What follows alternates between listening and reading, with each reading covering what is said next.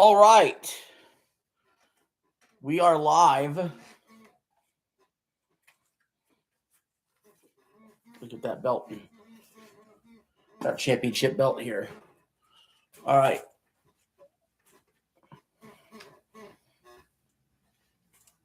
I'll put that on this side.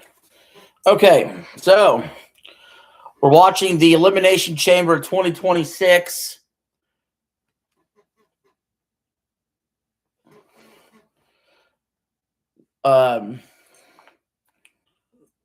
We're just getting started. They're doing the national anthem.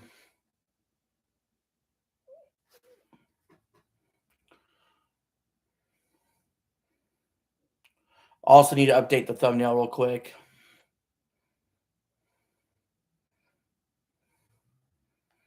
So let me do that. We need a Elimination Chamber thumbnail. I never put my streams out like upcoming or anything. I just go live.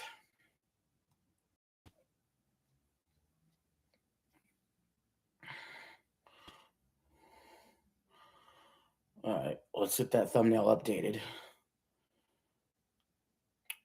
Are y'all excited?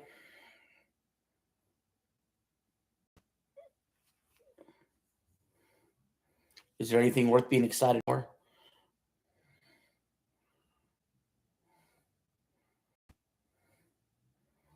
Well, this thumbnail will work, I guess. Yeah.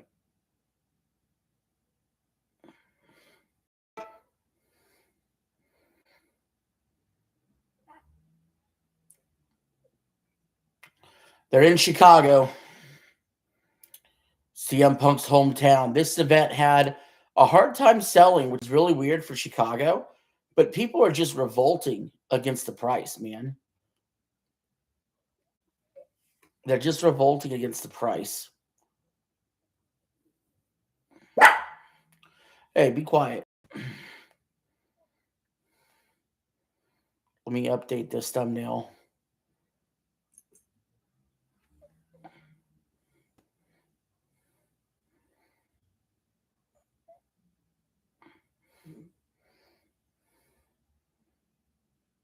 Yeah, that'll work.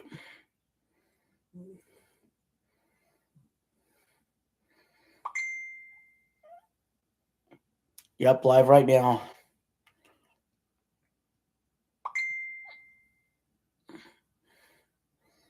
Live now.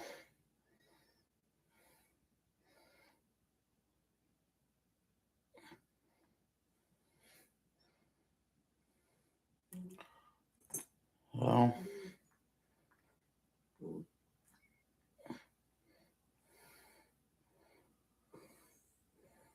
all right. I think we're all set up.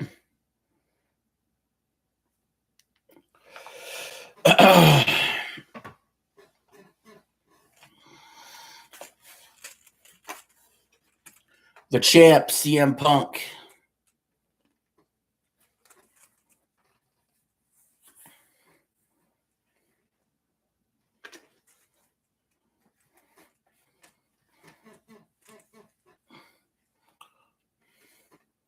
Trying to drape this over where it can be comfortable.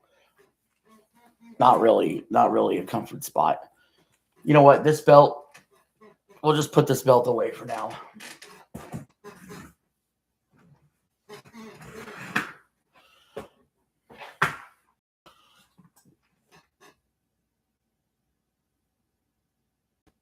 We'll just put this belt away for now. Maybe we'll pull it out later, but it's kind of just in the way and annoying. All right, so I kind of don't even know that many matches on the card. Well, I kind of know a few. I think I know the 6 guys that are in the chamber match, and I know CM Punk's fighting Finn Balor.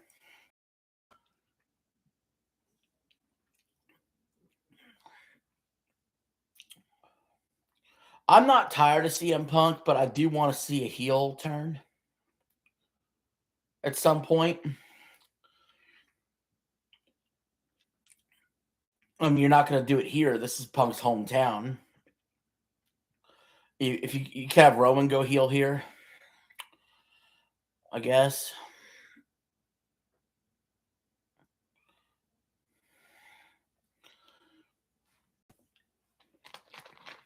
I bet you there's only like 4 matches on the card. That's one thing Triple H is known for, especially in these sort of gimmick pay-per-views, is having like 4 matches on a card instead of like 6. And I have a particular hot take. I think Randy Orton's going to win the chamber match, and I think he should win the chamber match. I don't think you're getting too many legends coming by for this year's WrestleMania. And I think this needs to be Orton's last big WrestleMania, kind of like Cena's was last year.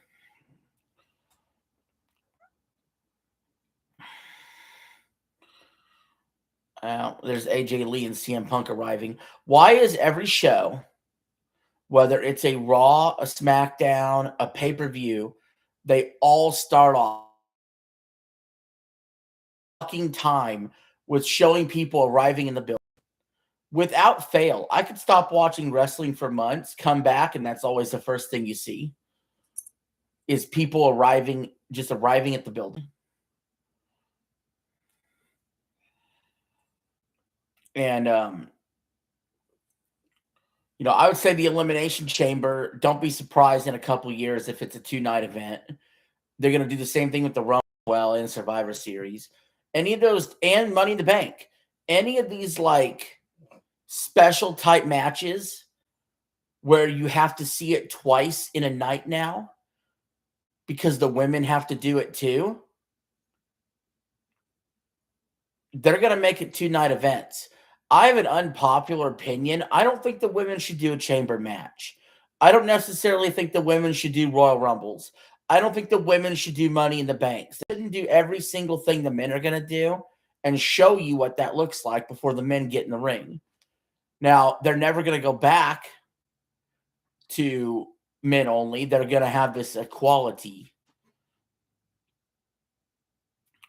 And so, of course, we're starting off with the women's chamber. That's what happens every time, unless they flip it and they start with the men's chamber. But you're always going to have, whether it's the Rumble, whether it's Money in the Bank, whether it's Survivor Series, whether it's the chamber, the women will always kick it off with that specialty match, and then the men's match will end the night, that specialty match. That's how they've been doing it, because you're not going to do back-to-back chamber matches. So you got to space it out. And and the problem with that is, and I'm going to catch flack for saying this, starting off a pay-per-view with a women's match is a stupid idea. It's just dumb. A women's match, I'm not saying the women's match is the bathroom break, but you put your women's match in the middle of the show. You want to start off your first match, you want it to start off with the best wrestling possible, besides your main event. Like, you want to start it off, it traditionally used to start off with more cruiserweights, more lightweight people that did flips and dives. Now almost everybody does flips and dives anyway, so there's no distinction between a cruiserweight division and regular wrestling. Because nowadays regular wrestling is just wrestler A versus wrestler B, flips and dives, right? So Alexa Bliss is coming out first. I'll be honest, I don't even know. Besides who just came out with Alexa Bliss, I don't know any other women that's even in this match. I don't even know who the women's champions are. I haven't been watching. But I do know this. Alexa Bliss should probably win this match. That's all I know. That's all I know for sure.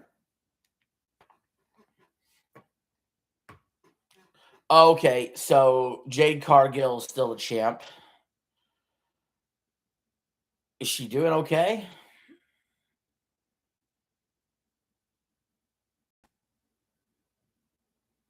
I'm not sure.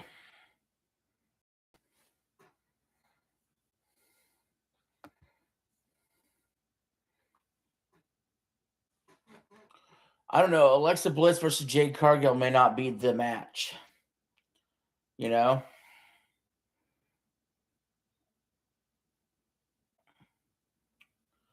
Asuka.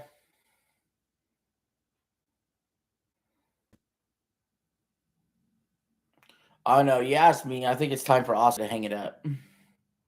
To be completely honest.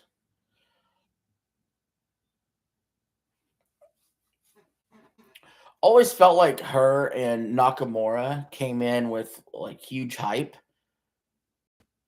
And they faded. And they faded for obvious reasons that I called out back in the day and nobody else seemed to care. And it's happening with Stephanie Van Kier now. They flame out because they can't connect to the audience because they don't speak good English. It's that simple. Do you guys really believe Stone Cold Steve Austin would have connected with the audience if he did not speak English? Do you think The Rock would have connected better with the audience if he didn't speak English? Why do you think one of the reasons people were so pissed off that Bad Bunny performed at the Super Bowl? It's because he didn't speak good English. And he was political. That's the point. Oh, okay, so the wrestlers that come out, they're all coming out, so they all get their entrances. So that's gonna waste some time. But all the ones that are coming out are getting into pods. So the last two will face each other. That's the other thing that's always weird to me about, well, the Elimination Chamber, I don't think the match technically starts where it can finish until every wrestler enters the ring. So what is the incentive for the first two wrestlers to beat the crap out of each other? Seriously. If they can't be eliminated. If you really stop and think about it.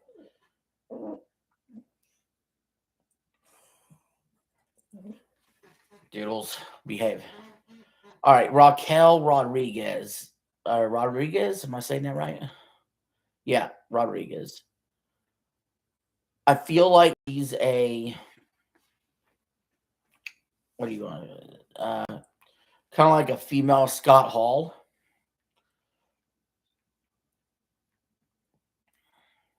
Yeah, I would say that.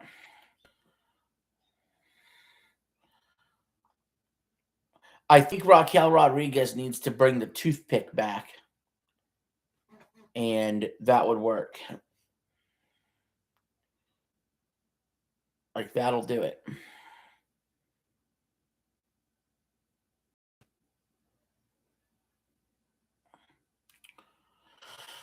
So again, this is my first wrestling event since John Cena's retirement.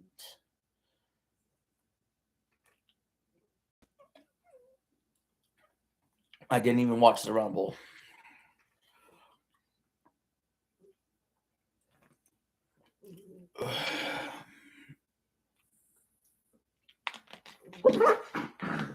Doodles, behave.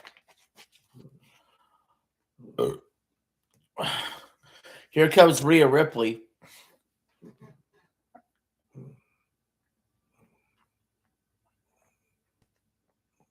Good God, they really like. I don't know. I thought she was a bigger star a few years ago.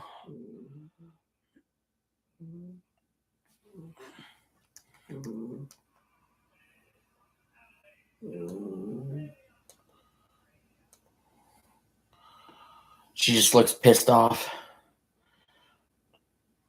Well, I think the problem with Rhea Ripley's character is she will occasionally she breaks character too often, smiling and think about it. She could easily be the female Undertaker if she would just take her character serious as hell. But she's a little too smiley. I think Alexa Bliss has always played her character the best out of these guys. Whatever character they've given her, that is. Hey! You need to stop trying to nibble at him. Stop it. He's okay. Okay? come here. Ah! All right, quit barking at him, biting at him. He didn't do nothing bad. He's a good boy. Okay? Y'all can both be here. You don't need to be competing. Okay? You are not in the Elimination Chamber. Little man, you need to be careful, boy. You're old. Little man, don't think about it.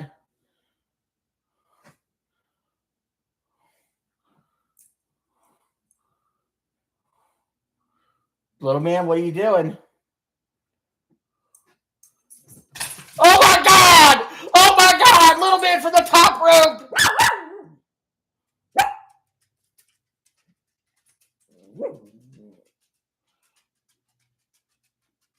Doodles, behave. Oh, there's Rhea Ripley doing a little bit of pull-ups there inside the chamber.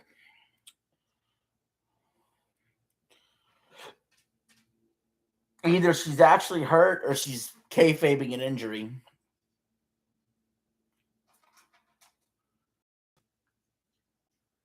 Who the fuck is this? Kiana James?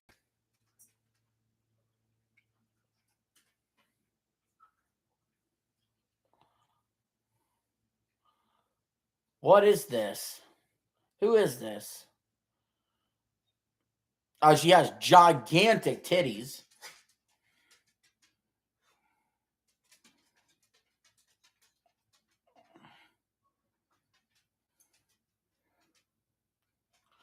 I'm getting a little bit of the Iconics vibe from this chick.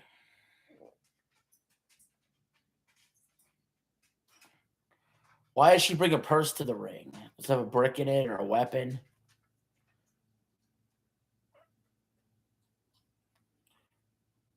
I don't know. I don't know what to make of this chick. Yeah, I'll see how she is in the ring. I mean, like I said, she's got nice tits. Keep on, guys. We are 18 minutes into this pay-per-view, and we have not seen the bell ring yet. We haven't even started a match. That, to me, is way too long. Way too fucking long before you start the match in a pay-per-view. It's ridiculous. It shouldn't take no more than 10 minutes to actually get into the match. They're taking way fucking long with these entrances. The video package was overdone, showing the wrestlers entering the arena. It's a lot of fluff here. There's a ton of fluff. It's going to be 20 minutes since the show started before they even ring. That's just already off the bat. You're already starting off wrong off the bat. You should be into that shit in less than 10 minutes. National anthem, video package, entrances. You could do everybody's entrance, but they don't need to be standing there for 5 minutes soaking it in every single time. They just need to get their ass to the ring and let's go.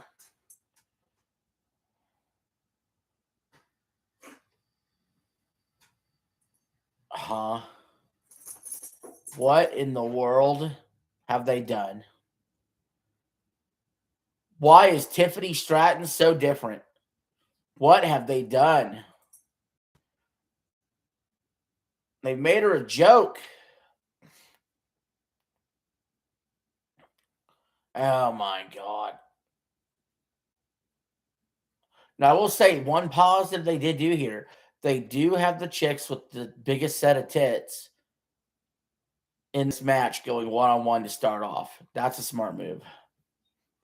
But I don't know why Tiffany Stratton's come out in the outfit she has and with the hairstyle she has.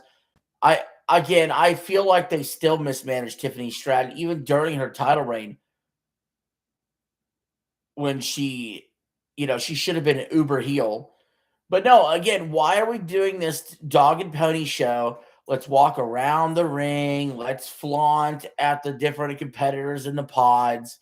This isn't adding anything to the match. You had time to build up hype prior to the pay-per-view. When you actually get to the pay-per-view, you need to ring that bell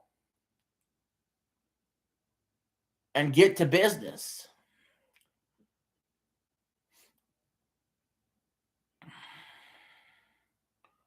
About 20 minutes into the pay-per-view, we finally get the bell rung. And it's Stratton versus James, and we're already into delay tactics. 15 seconds in, we're dancing into the we're dancing around, we're arm tying, and we're just trying to waste the 5 minutes already.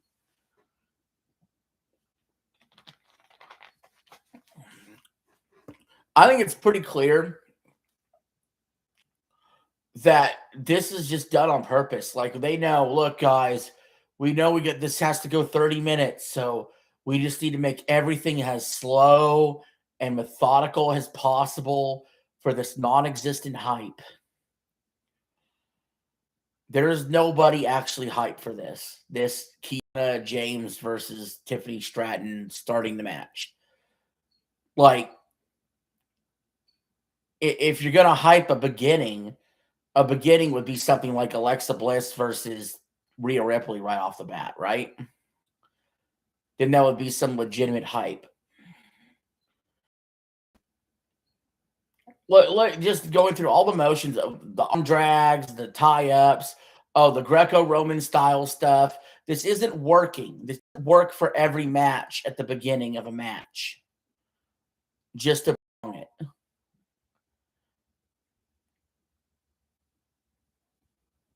Tiffany Stratton getting battered in the corner. James off the ropes with a nice kick. That was good form right there. Okay, so I am mistaken about something. I thought that you couldn't even start to pin anybody. I don't know, maybe it was always like this, or I don't remember. But I thought you couldn't even start to pin somebody until everybody's entered the chamber. So in fact, is there any chamber match where people were pinned before everybody was even in there? I just don't remember people getting pinned before anybody's even in the match. Of course, I could be wrong. I could be misremembering. But yeah, if that was that, the rule should be no pinning anyway until everybody's in there. We're just wasting time with this faux pinfalls. It's all it is just milking the clock for 5 minutes. The women's match, they could change the rules a little bit if they're worried about time management here. You could do 3-minute intervals instead of 5 to be exactly like the men's. Women's tennis does 3 sets, not 5 in majors like the men's, right? All right. Tiffany Stratton getting kicked in the gut. I'm guessing Kiana James is a heel. And again, I guess Tiffany Stratton's not a heel, which is stupid. James fighting along the chains outside the ring. James looking for a suplex. Stratton blocks and reverses it. Stratton suplexes James onto the steel that actually looked like it hurt her back pretty good. Stratton with some cartwheels and hits her head pretty hard. And her back against the glass of a pod. And that's a pod containing Raquel Rodriguez, who points and laughs at her. Good heel work there.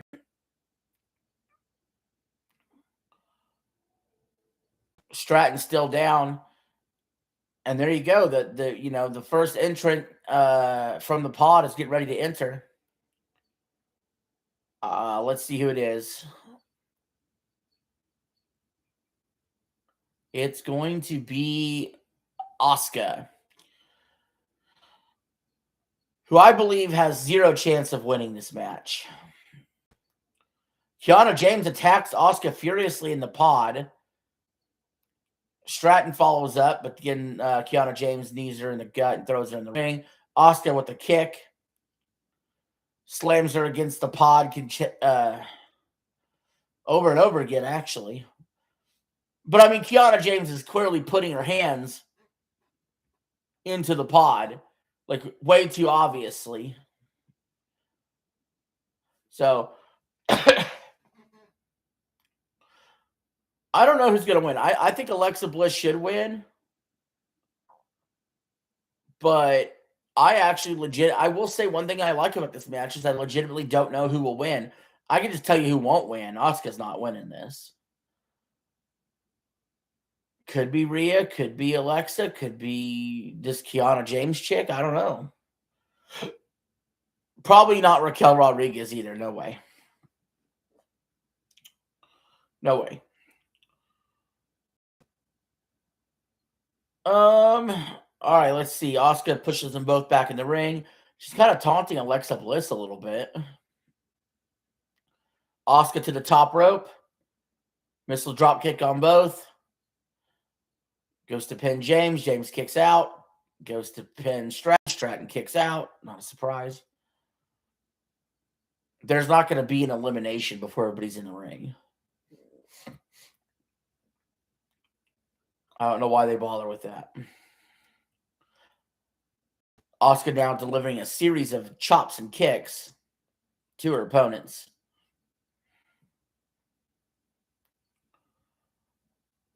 Stratton with a nice elbow. Spinning elbow. And then throws James right into the turnbuckle. Stratton showing off athleticism with the cartwheels.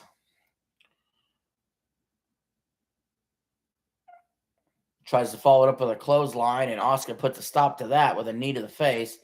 Takes a pinfall kick out. And we're getting ready for the next. Who's it going to be?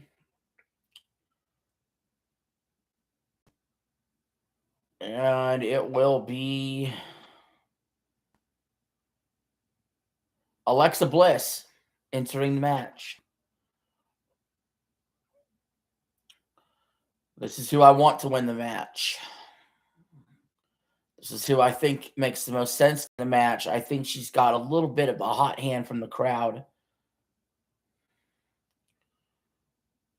So that's just what I would ride with. Well, she's doing a series of spinning DDTs and Hurricane Ranas.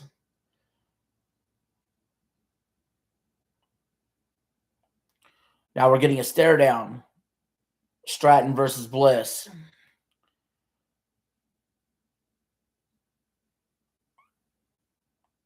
And looks like Stratton wins the opening exchange a little bit here. Hoist Alexa up on her shoulder, slams her down, sets up for the prettiest moonsault ever. And Alexa Bliss says no thanks. Tiffany Stratton's being hung upside down. Her boobs defying gravity.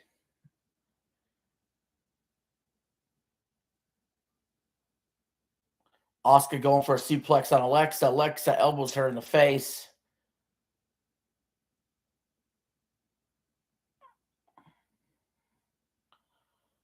Kiana James just boots the shit out of Alexa. Alexa rolls up. Oh, no. Kiana James boot the shit out of Asuka. Alexa with the roll-up kick out. Kiana James is elbowing to the gut of Stratton.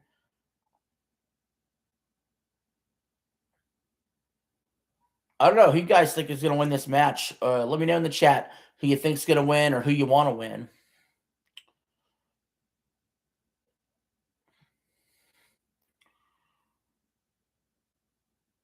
Stratton's getting her head bashed into the chain length fence. And now it's going to be a springboard into the glass chamber. All right, we got a chat here from Eli Gaming who says, RE9 is my favorite Resident Evil, and I'm still at the beginning. It's the best horror and action Resident Evil. So, you're still at the beginning of the game and you've already came to that conclusion? How do you know that, though? What if the middle of the game sucks or the end of the game sucks? It's a good start, but you have to come at me when you finish it. I mean, even with Spider-Man 2, I've only gotten a little more than halfway of the main missions. I mean, it's going great though. Rhea Ripley's entered, and Rhea Ripley's going to town. She's taking out Oscar right now with hard clotheslines.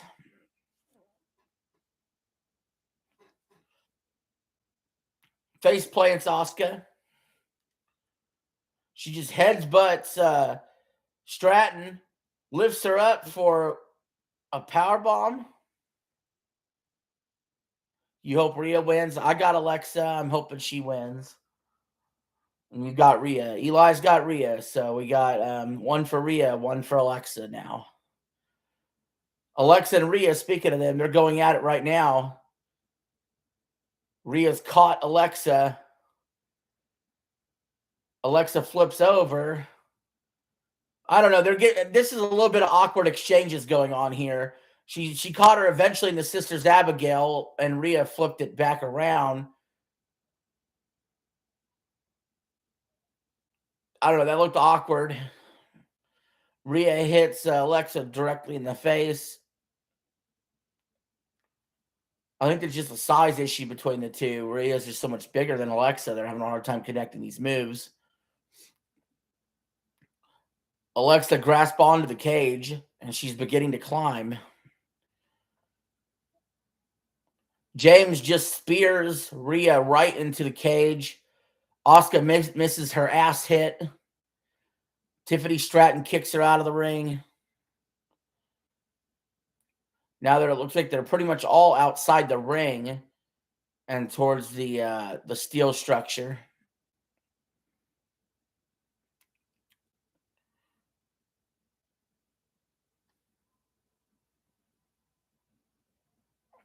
Alexa has the experience advantage over everybody in the match. That's true, but at the end of the day, the person that wins this match is going to be whoever Triple H thinks is best to win this match, which means Asuka won't be winning. Because I'm surprised Charlotte Flair's not in the match. Charlotte, I don't know, is she champion already? I don't even know. Is that why she's not in it? Oh, no, she won the Rumble, right? I don't know. Forgive me, I haven't watched since Cena's retirement. I think the winner of this match faces Jade Cargill for the championship. Kiana James with a kick on Alexa knocks her down. Kiana James off the ropes, right into a Sister Abigail. She points. Asuka with the blue mist. Roll up. Oh my God. Alexa Bliss just got eliminated first. Are you fucking kidding me? Oh my God. Alexa Bliss is the first woman out of the match. And we haven't even gotten Raquel Rodriguez not even in the match. Raquel Rodriguez is just now going to be entering the match. Alexa's already been eliminated. WWE has already fucked me over. They already go against everything I ever say. And not only does Alexa not win, she's already fucking eliminated. And it took the air completely out of the building. The air is completely out of the building. The crowd clearly wanted Alexa. And now Raquel Rodriguez is in there clearing house. I can't believe this shit. Yeah, Charlotte won the Rumble. So who is she facing? Who is she facing it? Who's the champion? The other champion? That's what I don't know. Who's the other champion? Not. She's not facing. She's not facing. What's her face? Jade Cargill, right? She's facing the other champ. Who's the other champ?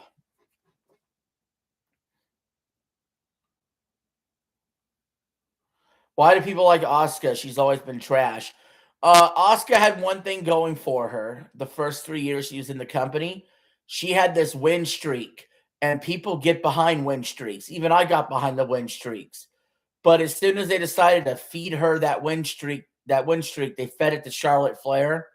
She lost all of her mystique.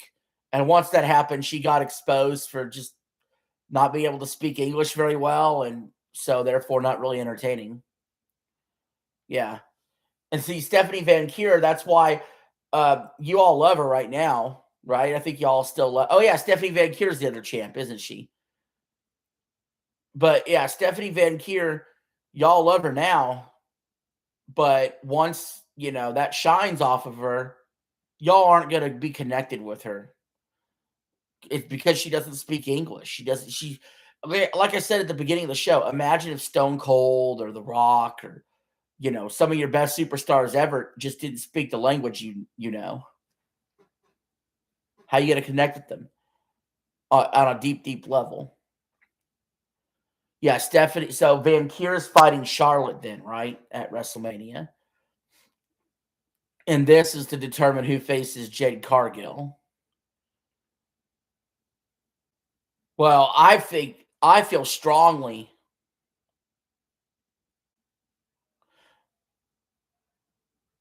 Wait. It's Van Kier versus Liv Morgan at Mania. I forgot Liv won. Oh, Liv won the Rumble. Thanks for clarifying that, Eli. Yeah, Liv won the Rumble. What are we talking about? But yeah, okay. All right. I get down with that. Probably better than whoever wins this versus Jade Cargill.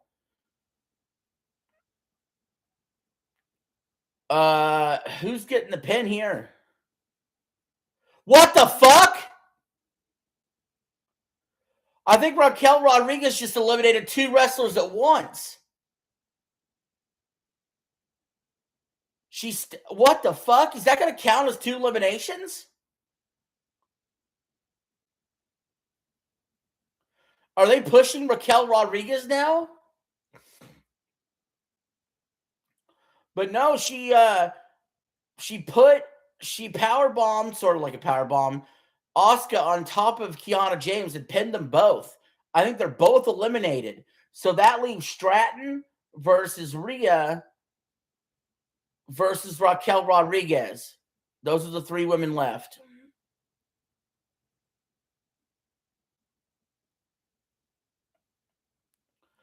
Raquel and Liv both having it. Oh. Yeah, I don't know, man. If it's Raquel Rodriguez, I don't know. I'd be surprised.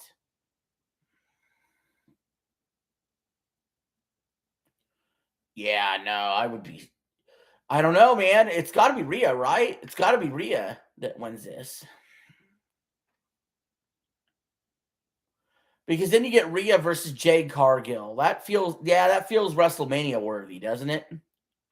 You might be right, Eli. You might have been right from the jump. All right, so Rhea is beating the hell out of Raquel Rodriguez, slamming her on the fence. Raquel reverses it, puts Rhea into the fence. Suplex, Rhea's feet catch the cage, and she's hooked in. Raquel is bashing her head against the fence. Stratton's climbing. How high is Stratton going to go? Oh, she comes down for a Hurricane Rana, but she's got caught by Raquel. She got the Hurricane Rana, flipped her back into the ring.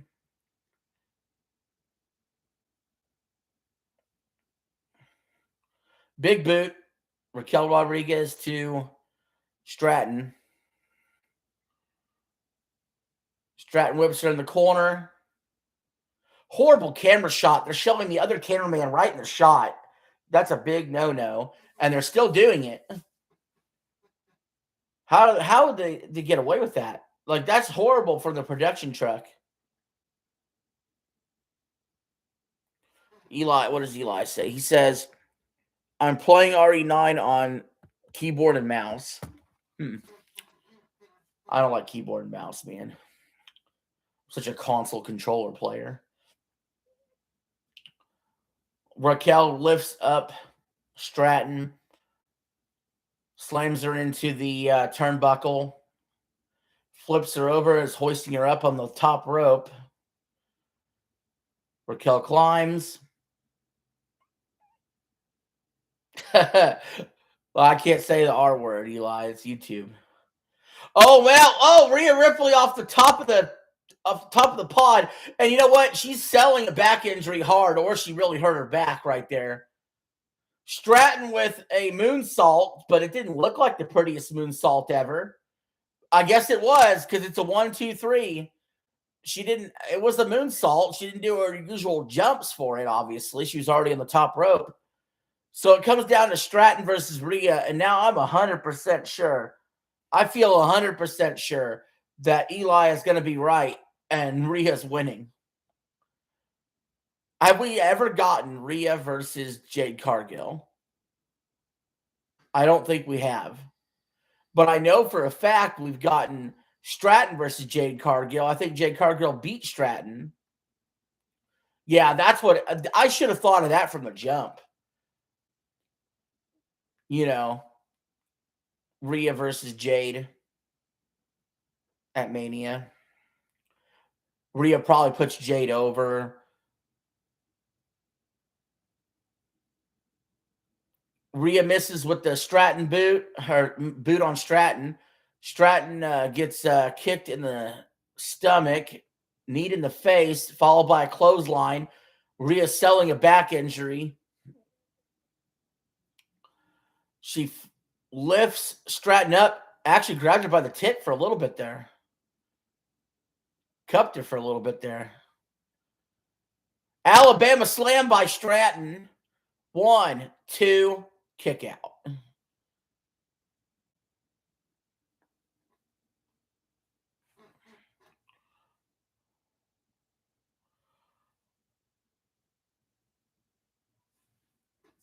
All right.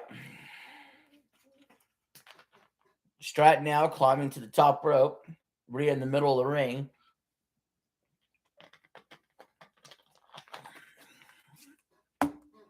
Oops. She misses with the frog splash. Rhea kicks her in the face. Lifts her up on her shoulders. Stratton is planted face down, flipped over. 1, 2, kick out. Rhea selling the back injury again.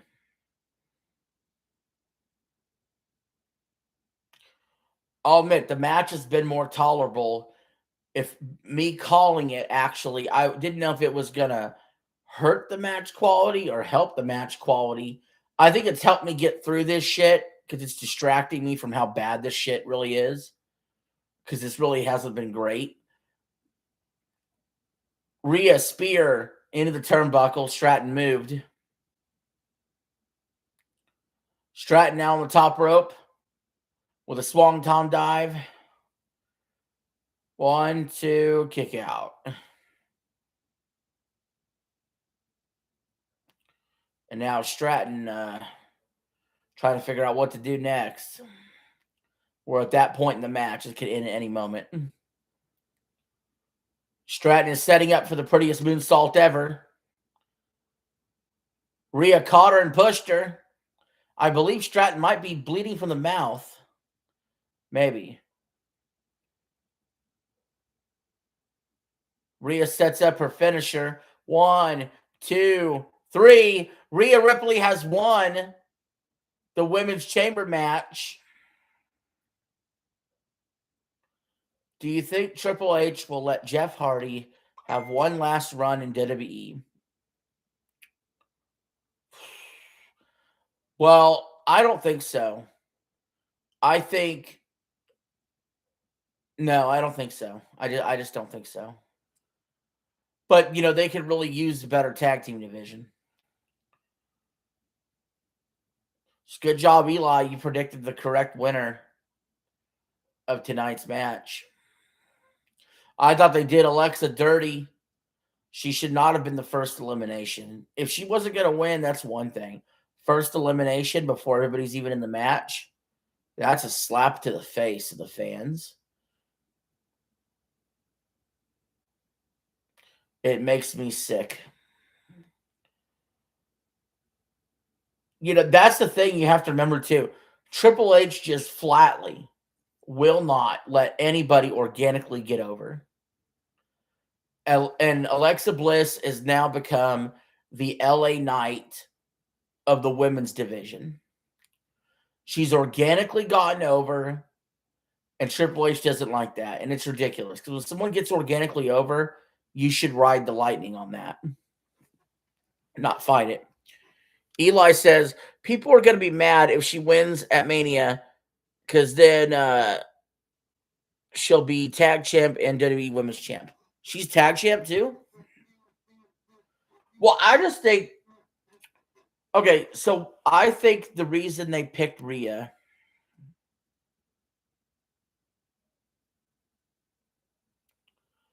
Alexa has been over for 10 years. Yeah, she's been over the whole time.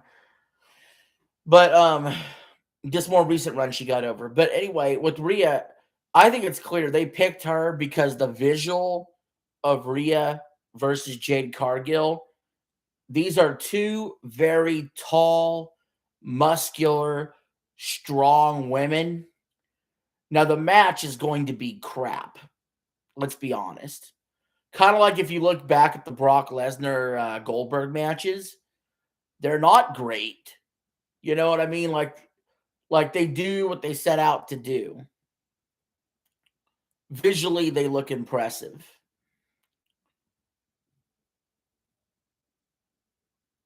Oh, Eli said they lost the tag titles yesterday. Okay. Well, that should, if I was actually following wrestling, I would have known that, and that might have affected my opinion. Me trying to predict what's going to happen, not going to go great. Because for one thing,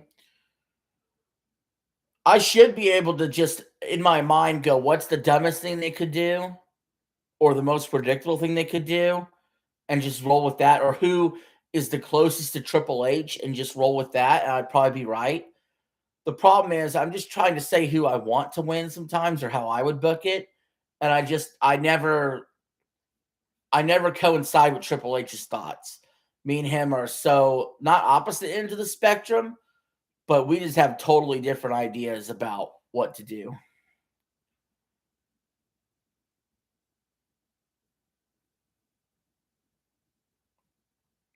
So they just announced that the first hour of WrestleMania Night 1 will be on ESPN2 in addition to the ESPN Unlimited app and on Netflix as well. And Night 2 will be on ESPN the first hour and on Netflix and on the ESPN Unlimited app as well. This is clearly a desperation move by WWE and by ESPN Unlimited to try to generate subscriptions and watch time. Eli says Blue Point wanted to remake Bloodborne, but Mazakami said no. So no more blaming Sony for Bloodborne not being remade. Okay. Well, that answers that question.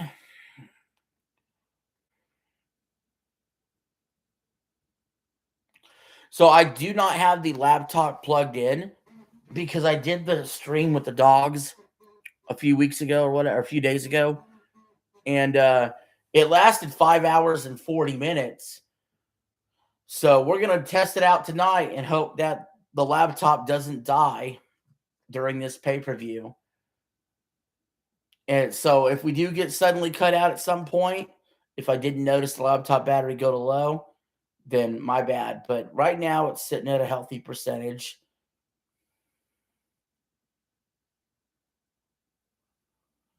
Yeah, if the creator doesn't want it remade, then it's not going to be remade. So just like with Back to the Future, the reason why there won't be a Back to the Future 4, the creator doesn't want to do it. So if he has the rights, he has the rights. I think a lot of people are fucking up is they keep wanting a bunch of games to be remade and remastered. How about a Bloodborne 2? Right? By the way, we're on a commercial that still has 2.5 minutes left on it. A commercial on a pay-per-view. That is fucking a pay-per-view on a service that costs you $30 a month. A commercial. So that's why we're talking games right now.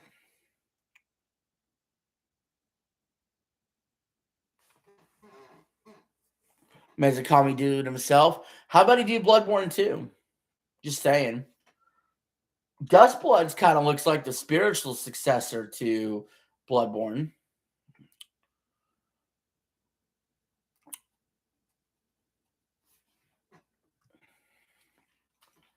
So, I don't know. We'll see.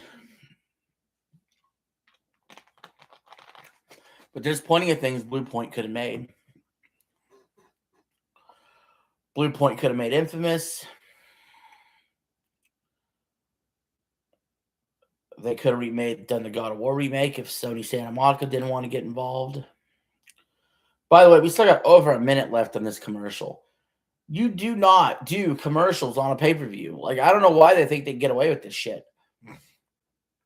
This is one of the reasons why Triple H only does 4 matches on pay-per-views like this. We are 52 minutes into the show, and we've had 1 match. How? And think, by the time we get off of this commercial, by the time we get the entrances for the next match, we'll be an hour in. Legitimately. And what did you see this first hour? An unremarkable chamber match with a predictable winner and with Alexa Bliss being eliminated first.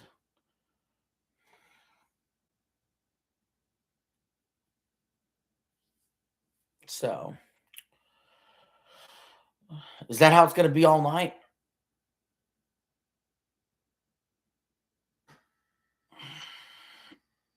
I don't know, man. All right, the commercial's ending finally. You know what's hilarious? The commercial just ended, and guess what? Because it shows you a little timer of when the ads end, right? The ads are over, all the way over, and we come back to another commercial and a WWE specific Slim Jim commercial. So we just took a commercial to come back to another advertisement. And then we go a camera shot that is outside the stadium where, guess what? They're promoting another commercial.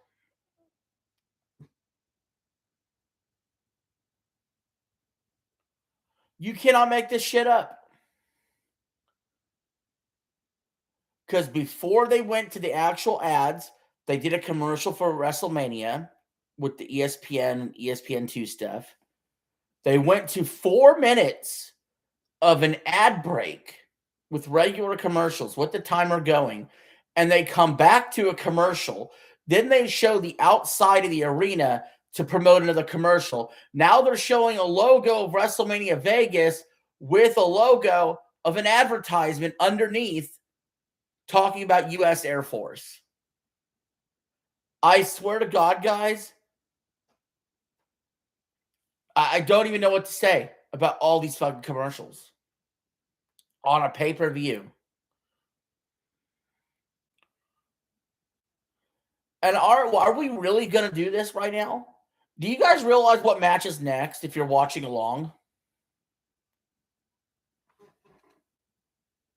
That is the definition of, what is this? What'd you see, Eli? That is the definition of no correlation graph in math. Okay, so check this. I already have a problem with women starting off a pay-per-view, okay? I don't think that match is a hot way to start off a pay-per-view. So what does WWE do? They're doubling down. Guess what the second match is? It's going to be a women's match. You can't make this up. You start off with a women's match, and you're going to yet another women's match. That's insanity. We've gone too far. We've gone too far to try to promote women in wrestling. We've crossed the Rubicon. We've went too far. You know what I mean? Like in a normal show,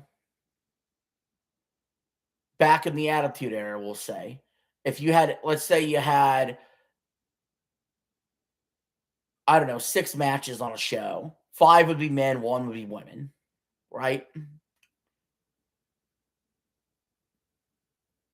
But then they wanted to, include more women's matches, and I think 2 is fine.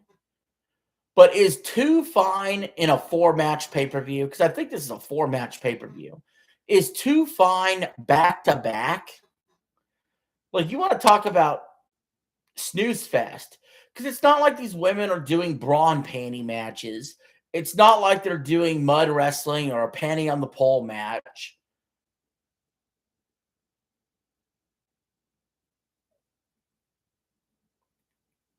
Here comes Becky Lynch with the Women's Intercontinental title, which, again, I also have a problem with. There is no reason to have 2 main women's champions, a women's intercontinental, women's tag team championships. It's too much. It's too many championships. And you want to know what they're missing is where's the fucking story? Where's the story? You know what I mean? Now, Becky Lynch versus AJ Lee actually has had a story. The problem is it's broken up and it's segmented. I remember they had this story back at WrestlePalooza. Sort of. You know what I mean?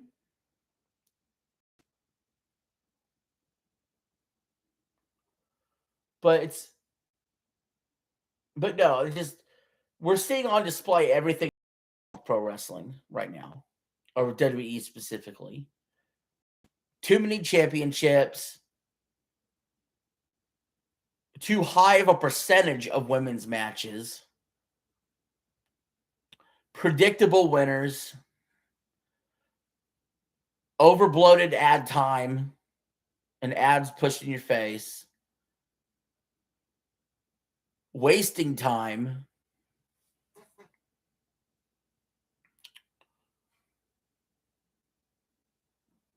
Yeah, it's just a lot of issues here already. And again, I'm not trying to be like the Ram Live and Loud, the decibel sound thing they put on the side here. This is hilarious. They put it here. So, okay, yeah, right. Like the crowd just made that noise. It was in the low green and the crowd didn't even get too much louder and it kicks up to like the red. Well, now that AJ Lee's out there, it's kicked up to the red for real.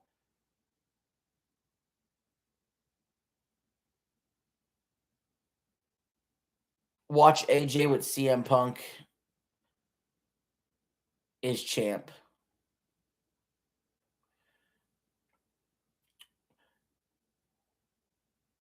Yep, AJ Lee is skipping to the ring.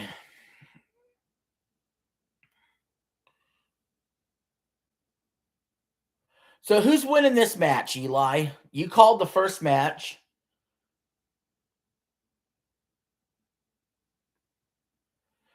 I mean, I'm gonna be honest with you. I want AJ Lee to win. You don't give 2 fucks. I don't blame you. I don't blame you. I want AJ Lee to win, just like I wanted Alexa to win. But the WWE call here would probably be Becky wins. WWE would probably say Becky wins. And because I don't know, unless AJ Lee actually has an opponent for WrestleMania that they want to have her face, this would be Becky getting her win back.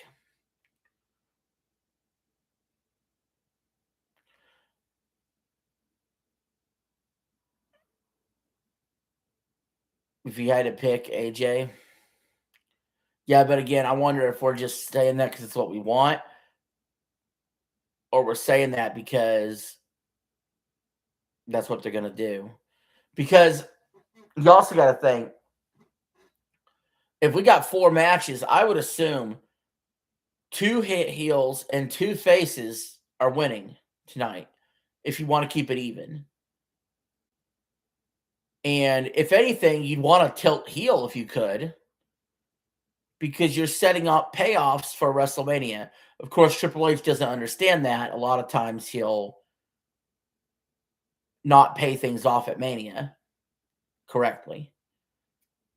But if a face has already won an Elimination Chamber, we're fairly confident CM Punk is going to be winning and retaining his title. That's a face, which means the men's chamber winner has to be a heel. But how does that make sense if Drew McIntyre is the champ who's supposed to be a heel? So if a face wins that, and there's a lot of faces in that chamber match, then what's going to happen? Is AJ going to win here and you have all faces win tonight? You can't stand Becky as a heel? Well, okay, there's 2 kinds of heat. There's go away heat, and there's appreciation of the work that a heel does. So you got to figure out which one it is. Oh, so Becky Lynch and AJ are fighting. Sorry, I haven't called it play-by-play. But Becky is still wearing her fucking jacket. Why does Becky still have her jacket on?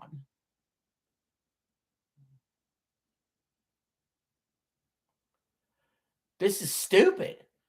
Why is Becky still wearing a jacket? What's going on there?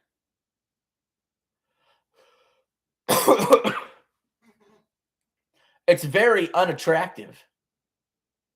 It doesn't make, and wrestlers should not be wearing fucking jackets in the ring. That's so stupid.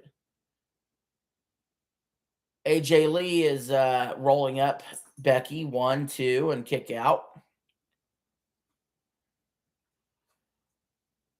Becky looking for an arm disarmer or whatever. This match has been a comedy show so far. You can't even take it serious. That's the thing. I don't mind Becky as a heel, but her being a comedic heel has been particularly cringe. It was cringe at WrestlePalooza. It's cringe right now. AJ Lee flips, and then she spins Becky's arm and kicks her in the face. She rolls her over, and she's got her in an arm breaker. Becky's being a comical heel. She's like screaming and kicking her legs and, wearing a stupid jacket. Is RE1 Zombies, what does it say? Sorry, I have to look at the chat a little closer. In RE1, zombies mutated. Well, guess they mutate in this game too. Huh, interesting. Becky Lynch got thrown out of the ring.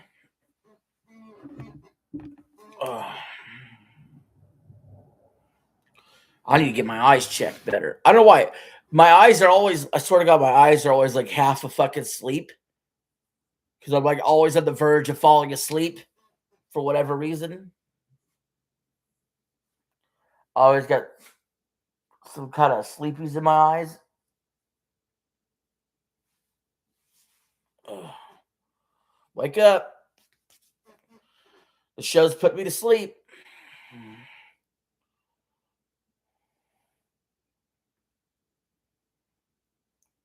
All right. AJ Lee with a drop kick on Becky. She follows up by trying to grab her waist. Becky bucks her off and then kicks her in the face. Big boot. Now she's pummeling AJ Lee in the back of the head with a closed fist.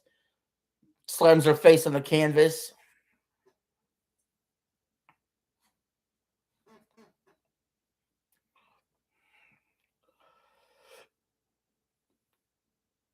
Talking shit to the ref. I'm sorry. I can't get over the fact that Becky Lynch is still wearing that fucking jacket. That is a warm-up jacket. Hold on a minute here. I gotta answer this text.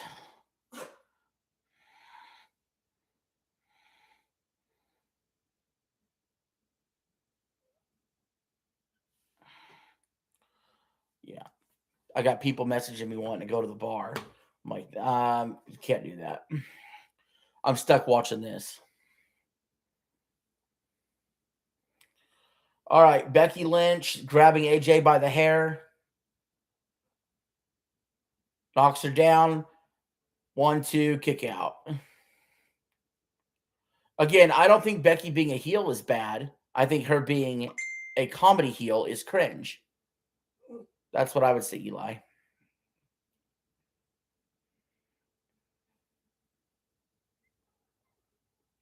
And again, the jacket's just so. The jacket looks so bad. I can't get over the fucking jacket. Take the jacket off. Take it off.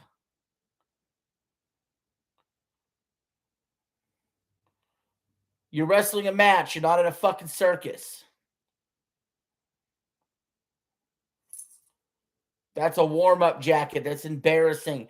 If you beat AJ Lee wearing a warm-up jacket, that's just embarrassing AJ Lee. Like, what are you hiding under there?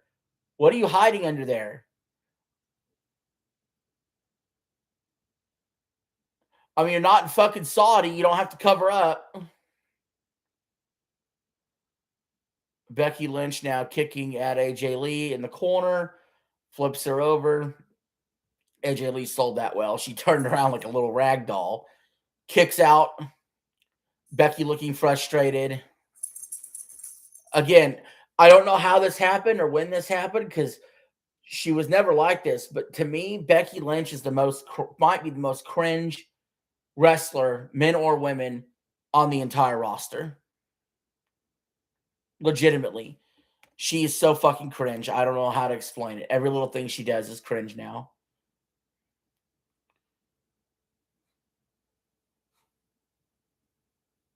It's almost like it's a soccer mom that it's weird because AJ Lee's older than her, right? But with Becky, it's almost like she's become a soccer mom that's doing something she shouldn't be doing anymore. Like this is like your soccer mom that goes to the bar and she like thinks she's still young and hot and starts twerking, and then you're like, ma'am, are you lost? And it's weird to say that with AJ Lee in the ring, and AJ Lee's much older than Becky. But to me, AJ Lee looks like the young, vibrant, one, and Becky to me looks like the cringe soccer mom. She's become kind of a caricature of herself, a little bit of a clown show out there. AJ Lee with the clothesline, followed it up with an elbow. Eli said he's out of ammo. AJ Lee climbing the turnbuckle for a DDT, a spinning DDT on Becky Lynch, who completely no-sells it and goes to stand right back up. Shining Wizard by AJ Lee, 1-2, kick out. My God. My God, Becky Lynch just flatly, just completely no-sold the spinning DDT by AJ Lee. Completely no-sold it. Good job, Eli. I see you. Roll up, AJ Lee, 1-2. Nope. Becky flips it over. Got the 2. There's a lot of them twirling each other around. Becky looking shocked every time she gets a 2 count when it's not even her fucking finisher is so cringe. Now she's slamming AJ's head against the canvas.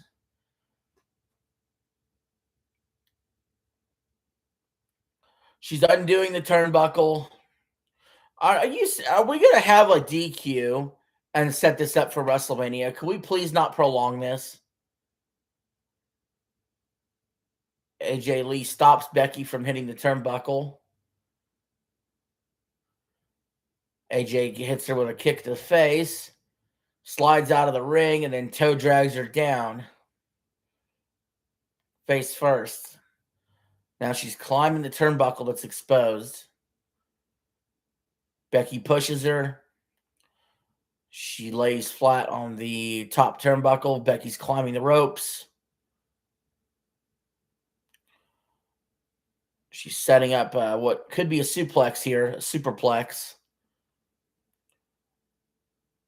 And it is. Straight into the armbar. Is that? I thought her disarmer looked different than that. That's not her disarmer. 1, 2. Lee tried to roll her up. It didn't work. But Lee caught her flush with a kick to the face.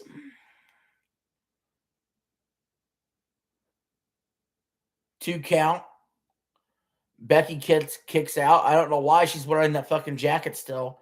That is the most annoying fucking jacket to be wearing. Like, I swear to God. Are we in Saudi? The ref now is trying to fix the turnbuckle. I'm sure this will end well. Yeah, the ref's going to get knocked out here. I'm already calling it. There it is. Becky pushed the ref into the turnbuckle. Roll up 1, 2. Oh, now the ref gets kicked out by Lynch. I was wondering why they didn't do it at the turnbuckle spot. AJ Lee's got the submission on and Becky's tapping. Of course, the ref is knocked out. She's tapping the shit out of AJ's ass right there, but to no avail. AJ pleading for the ref to wake up. Becky's going to win. Like, we saw this coming from a New York mile away. Becky just blows up AJ from behind. You know, it never ceases to amaze me how an opponent will take their eye off their opponent just to try to get the ref up. No, keep kicking the shit out of your person. You know, it's just a stupid excuse to get the heel the upper hand.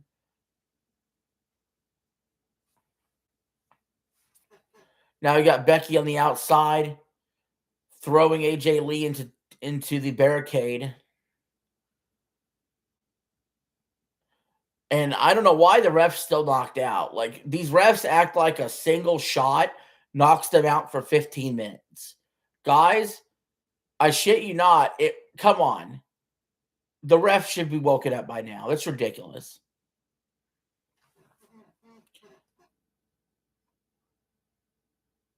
Oh, good job, Eli.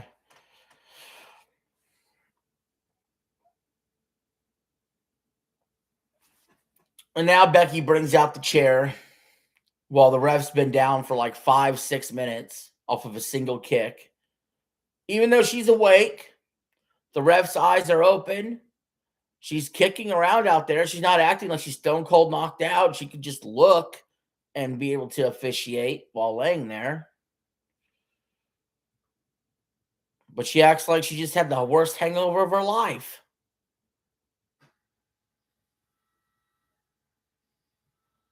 AJ Lee throws Becky into the barricade.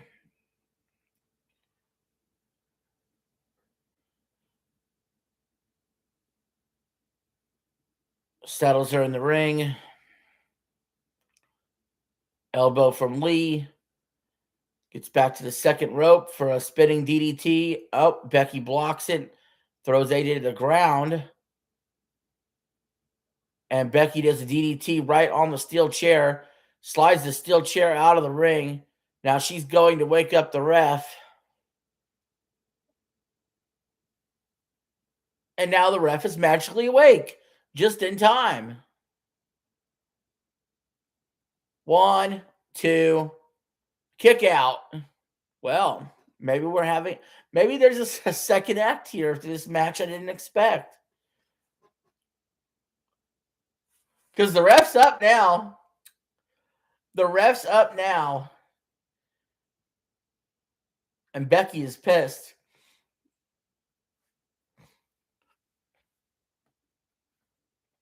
Oh, man.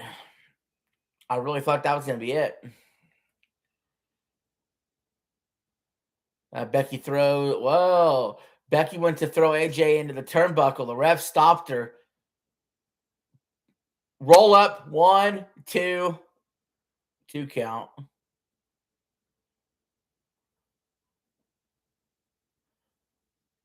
AJ Lee counters. That was a botch. Whatever the fuck that was.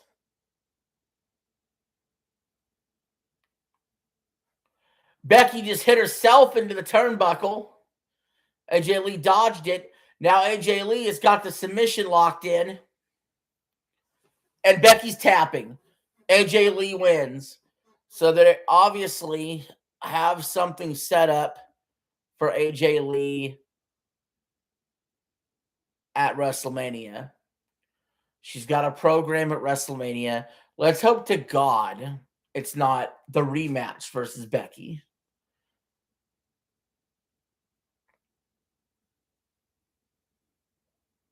AJ Lee is your new Women's Intercontinental Champion.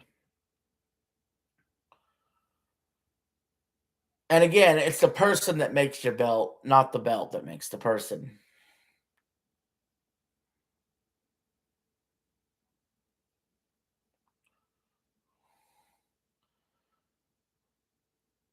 I wonder what kind of implications are going to be had after tonight if faces really do clean sweep this pay-per-view.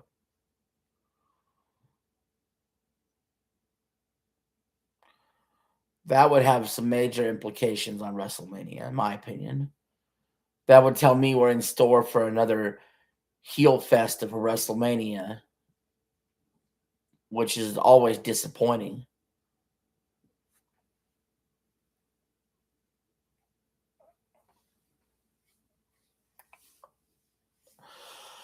My God, we're about an hour and 20 minutes into the show, and all we've had to show for it is women's matches.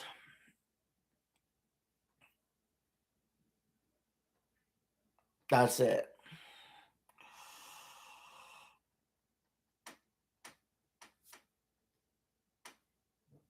Oh. Well, guys, what do you think of the show so far?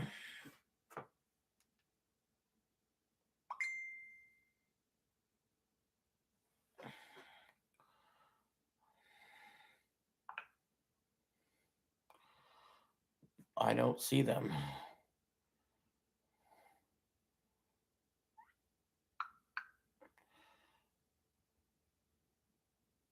Yeah, I don't see Scooter. I don't see your comments in the chat. I don't see you in the live chat at all. I only see Eli's.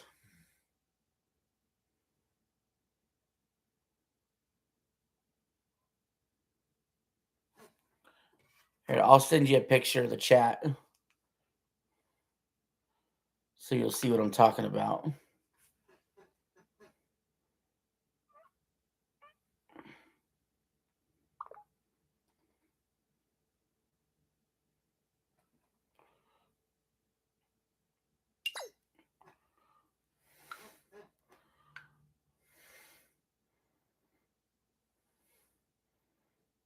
Yeah, it's all Eli.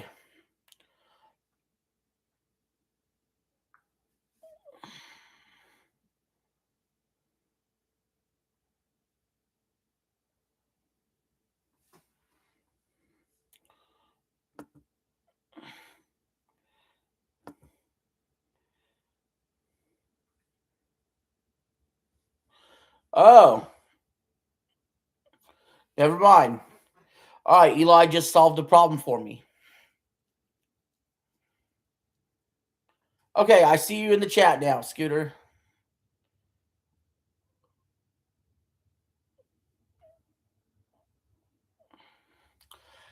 YouTube is so fucking stupid. Why in the actual fuck would the default setting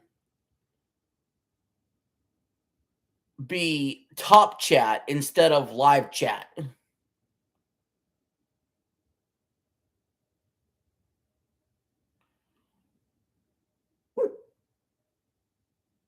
Uh, so let me go see. I can see some of Scooter's chats on the screen now.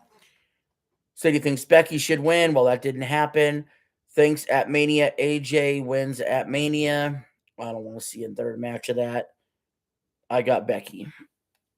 All right. Well, AJ won.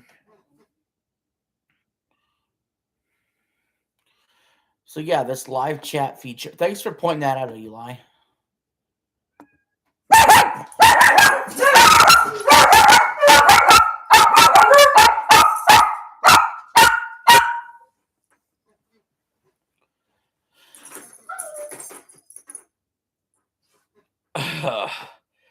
Oh, we have ad break for another 2.5 minutes. There isn't much to talk about with the show, so open discussion.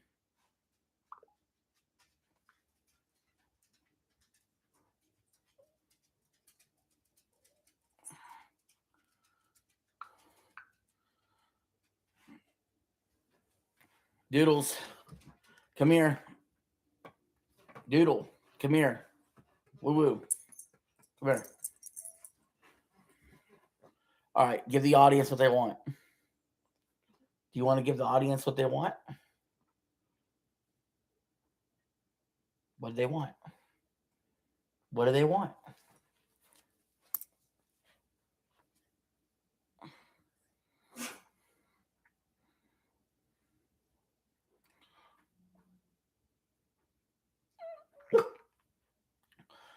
Scooter hated the movie. I think Scooter hated I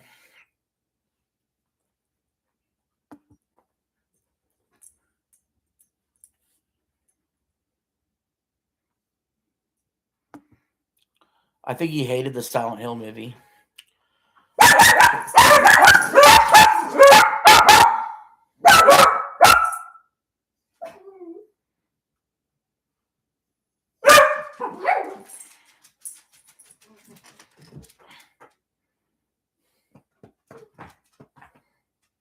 Come here. Doodles. Stop. You behave yourself. Quick.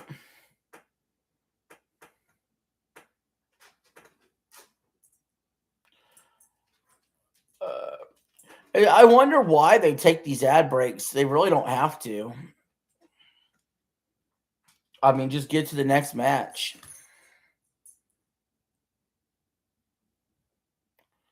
I mean, just WWE paying some bills, right?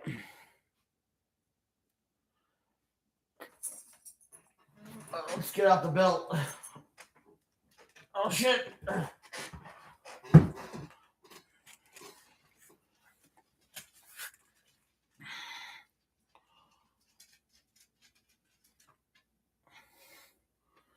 If you are live in this chat, please consider hitting the like button.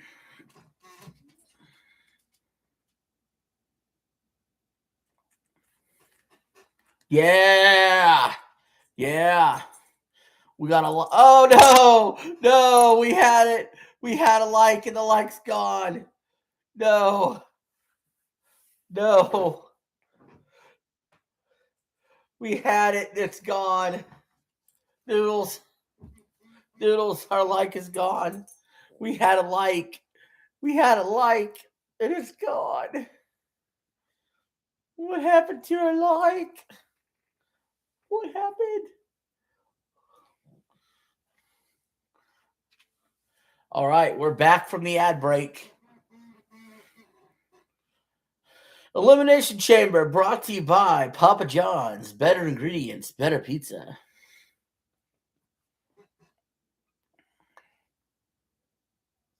By the time we get to a match that's an actual man's match, we'll be an hour and a half into this show. This is probably a classic Triple H 4-match, 3-hour show. Right.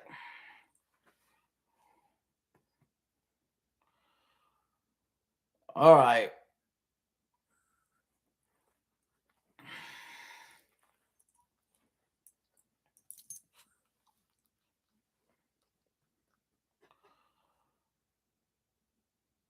Well, Finn Balor's losing. He's not coming out as a demon.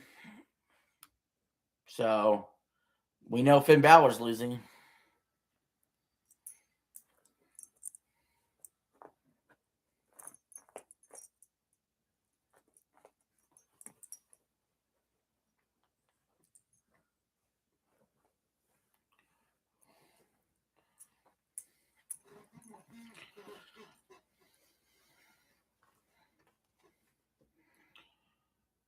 Why did Finn Balor even get a title shot? Could someone explain that to me?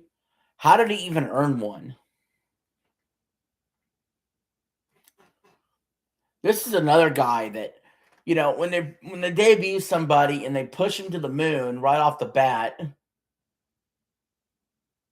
but the guy gets hurt, and then you just never go back to him being pushed to the moon. You know? What wasted potential. And then it's like, why get rid of his demon gimmick? It just doesn't make any sense.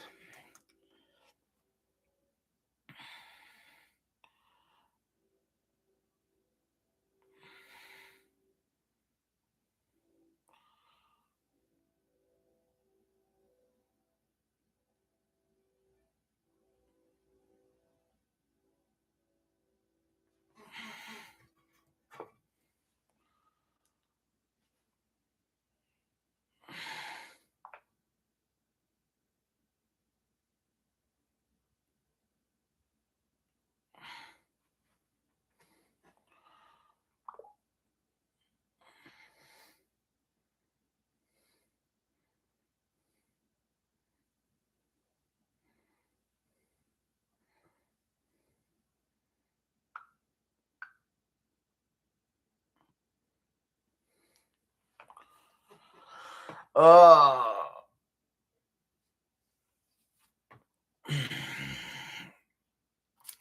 Waiting on CM Punk.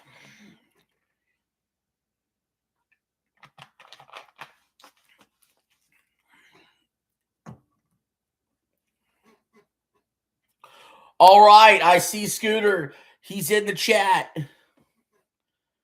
Yeah, apparently Top Chat is the default YouTube thing for live streaming here, not live chat, which is stupid. The entire arenas went dark. Scooter, what do you give this show out of 10? And also, could you let Eli know what you thought about the Silent Hill movie?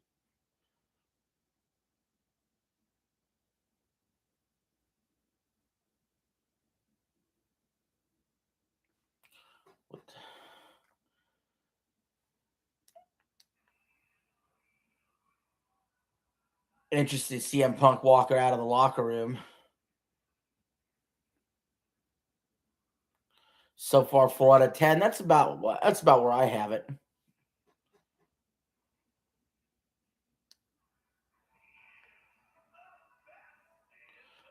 Okay. Wow.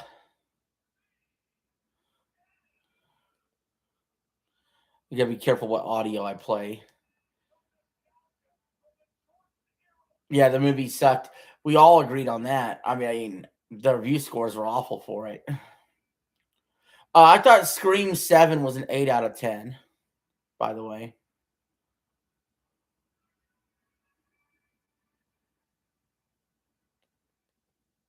All right, we better be. I played a little bit of audio because I was trying to figure out what the fuck was going on.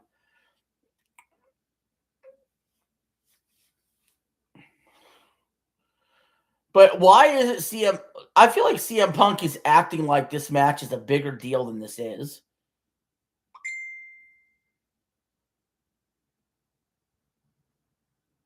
Like, I mean, I give him credit for caring, but he's going out there to face Finn Balor. Non-demon Finn Balor.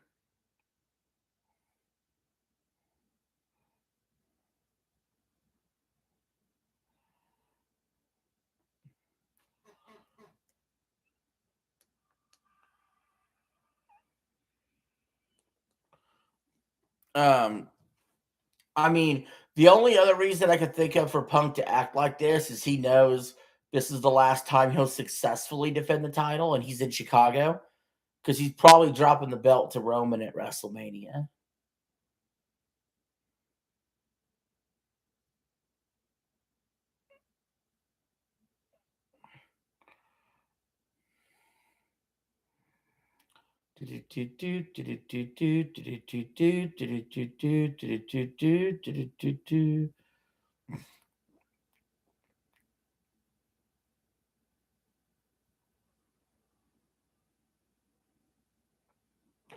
I don't know. I still don't know why Finn Balor earned a title shot.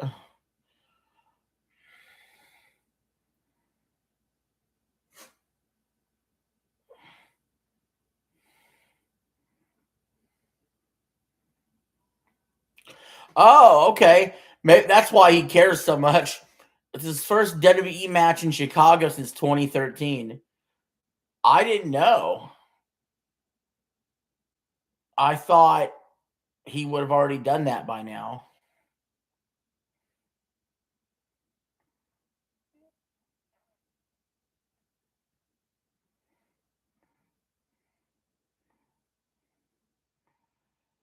Yeah,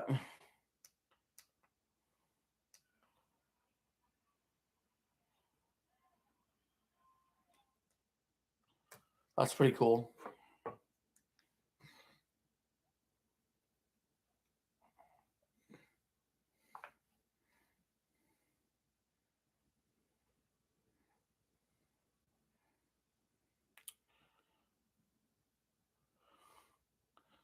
Yeah, that reminded me of the Chicago Bears, or Chicago Bulls style entrance with Michael Jordan.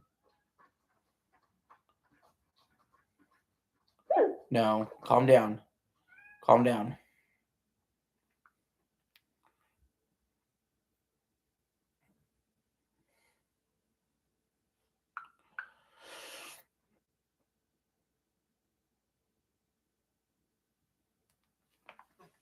It's the cult of personality.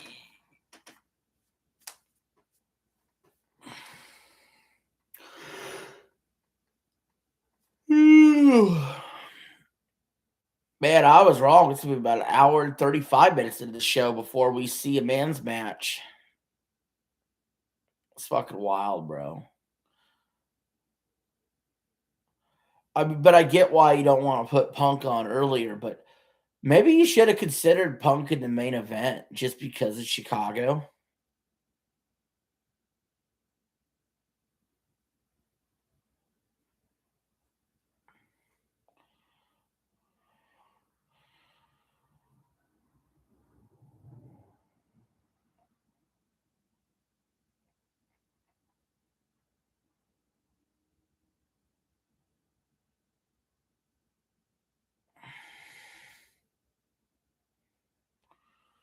All right, they're just doing ring announcements right now.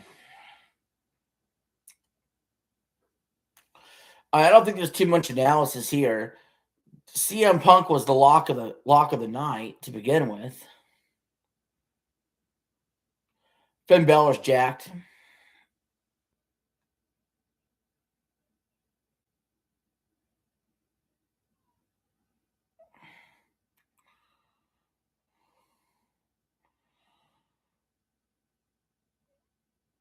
And Finn Balor knows he's jacked. Look at how he looks at CM Punk.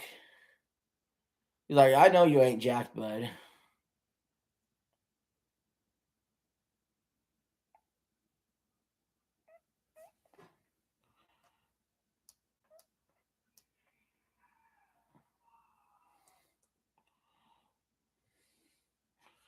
Well,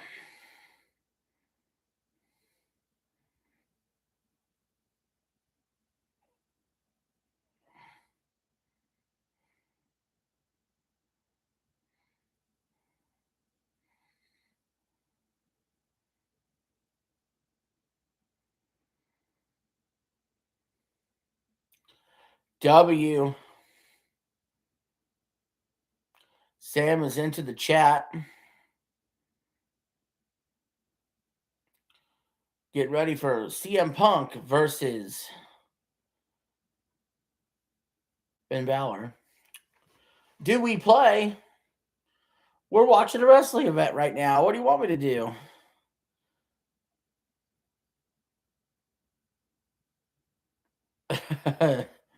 You're always asking for we play, aren't you? YMCA. I gotta say YMCA.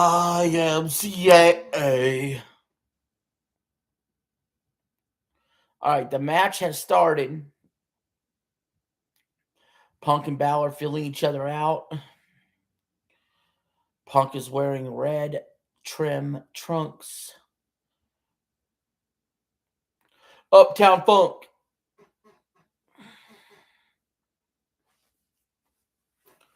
Uptown Funk again. Uptown Funk again.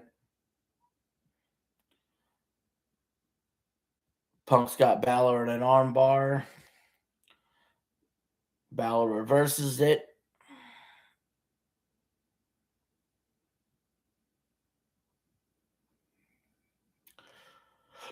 Punk goes for the full Nelson.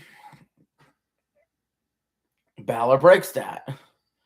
He puts Punk in a full Nelson. Do we party, please? Party over here. Party over there. Good girl.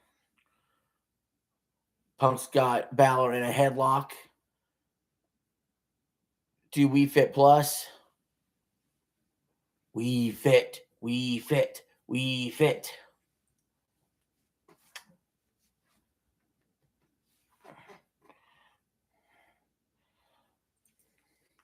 Good girl. Balor's got Punk in the headlock. You want the game we fit plus? What about if I lift a dog? Will that count? That counts as exercise.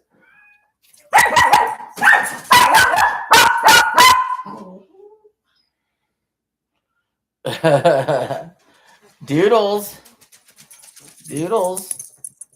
You want to be picked up? She don't like you being picked up. She likes being held. Like that. She likes being held but not picked up.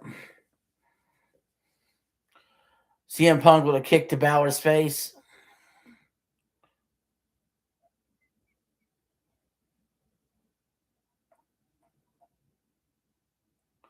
Punk with a backbreaker on Balor.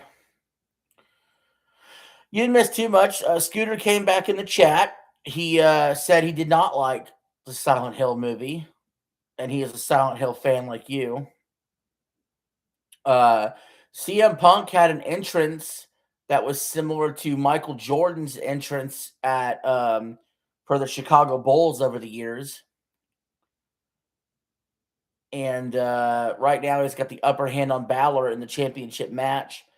In my opinion, what's the most predictable match in maybe the last few years in wrestling history, because there's just no way CM Punk's not walking out the champ tonight. You could bet the farm on it. You could bet the house on it. You could bet the wife on it. You could bet the daughter on it. CM Punk's walking in as champ. He's walking out as champ.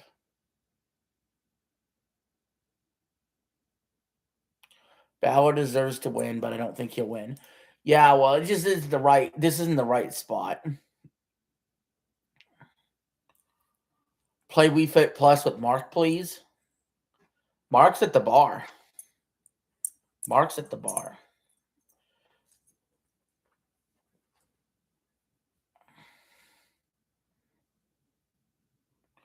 Chop from Punk to Balor in the corner.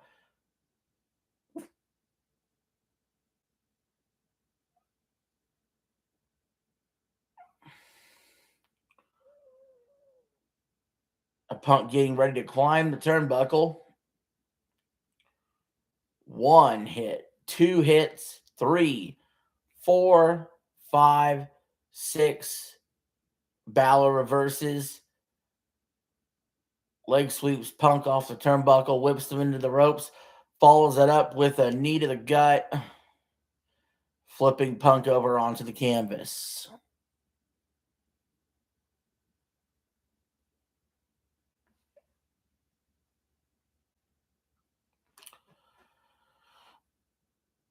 Punk now getting kicked, stomped on by Balor.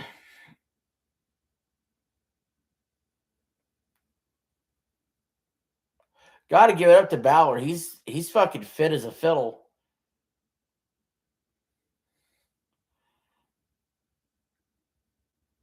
He's about as ripped as Melanie Mac's brand new husband. Or fiance, I should say. Johnny Junkers.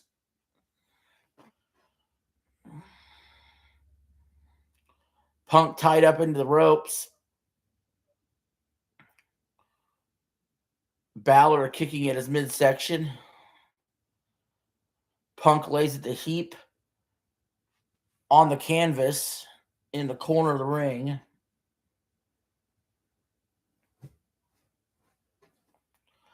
Balor picks him up, delivers another gut punch. Now he's headbutting Punk in the gut. He's definitely targeting the midsection area. Balor delivers a chop.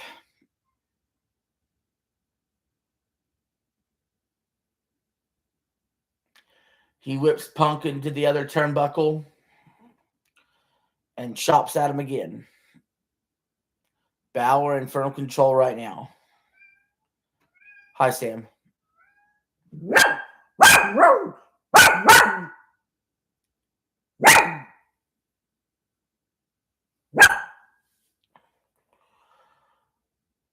Do we play? Oh, well. Punk with the running knee into the Bulldog, or attempting to. Balor says no, pushes him off. Put him in a submission hold.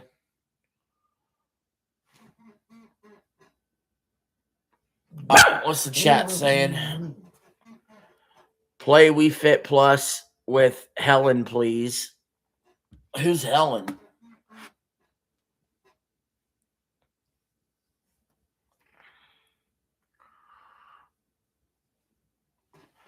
Do you guys have anything any suggestions on how to get, I don't know, it feels like the last few weeks, my eyes don't open all the way and they feel really cloudy.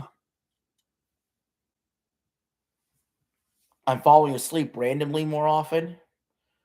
You guys have any tips what the fuck is going on there?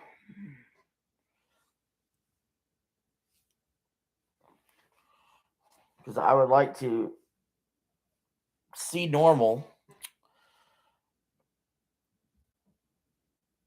Hold on a minute. Let me see why it's restricted. Let me see.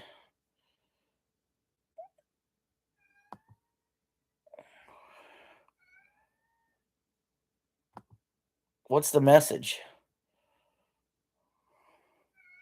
What did you type?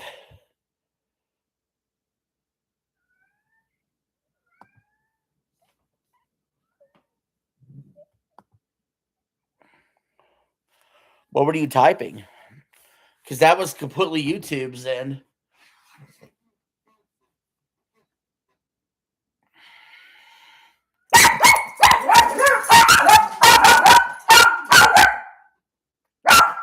Balor and Punk exchanging blows.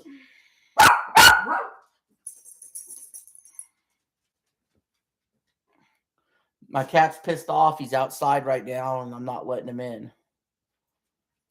And Sam, I'm sorry your message got deleted. I have no idea what you said. I don't believe in censorship, so I didn't do it, I swear.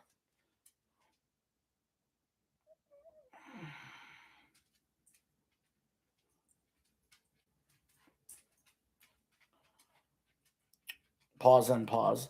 CM Punk setting up for the GTS. Balor gets out of it.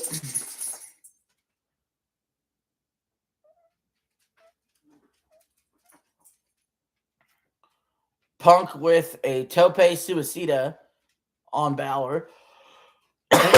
knocking him into the announce table.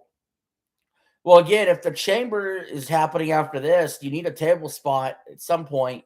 The table spot's probably coming here.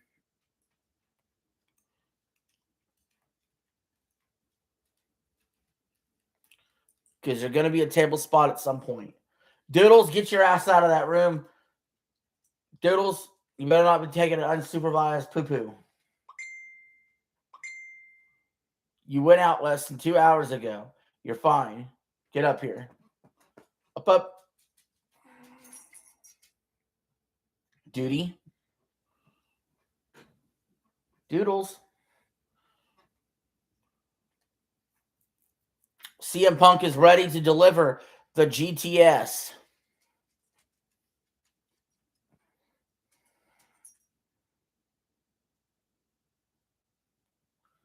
He's hoisted Balor up. Balor gets out of it. Now he's got Punk in a pinning predicament. Punk kicks out.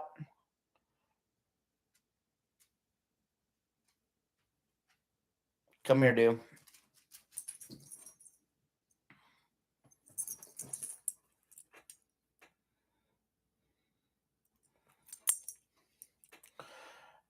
Your dad's giving RE9 a shot because he said it looks really good. Yeah, I mean, I think a lot of people are very happy with the game.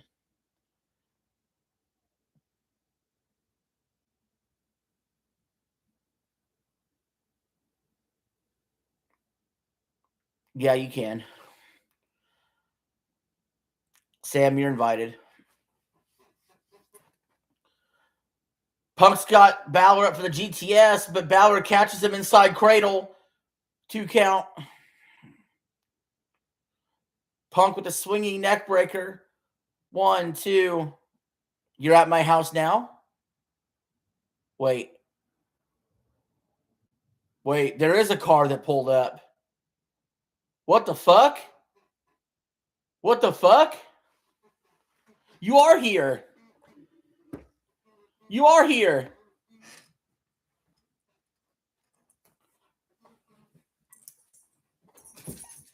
The fuck? Who's here? What's that? What's that?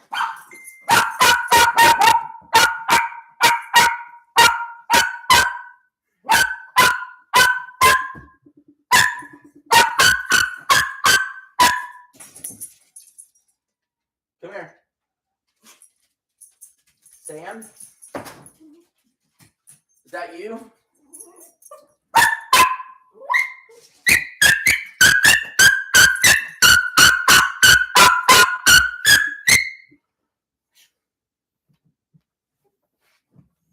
Sam!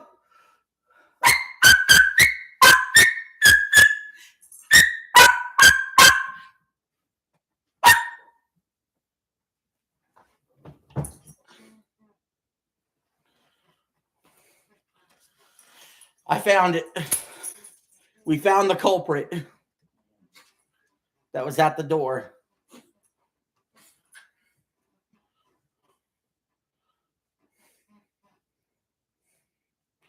All right. Punk and Balor fighting on the top rope. Me and my cat, we're scared right now. We're scared to CM Punk might lose.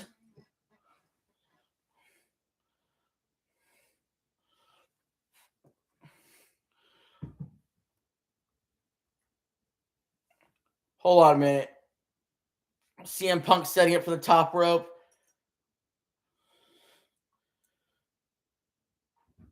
He's bleeding from his mouth. We did not. Someone says they saw my whole ass on video. Let's see. Whole ass on chat on video. Hold on a minute.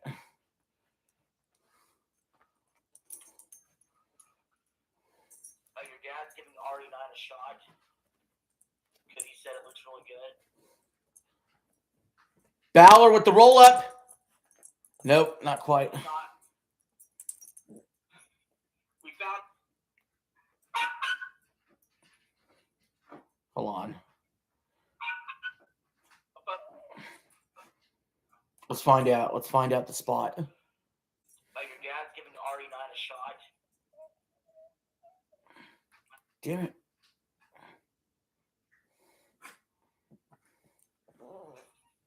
The fuck? Who's here? Let's see. What's that? What's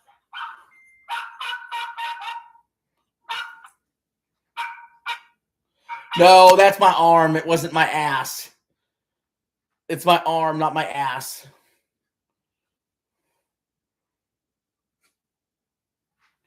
He's got him in the anaconda vice. Punk mouth bleeding. Balor fading. The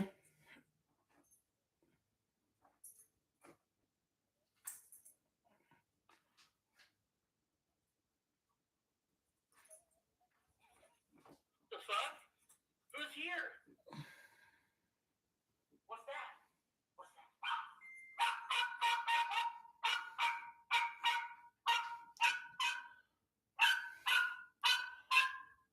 Sorry, I had to rewatch that part. I couldn't believe it. Oh my God, Balor might win.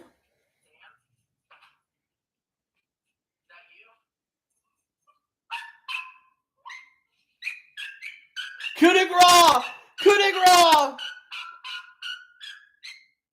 1, 2, Punk kicks out.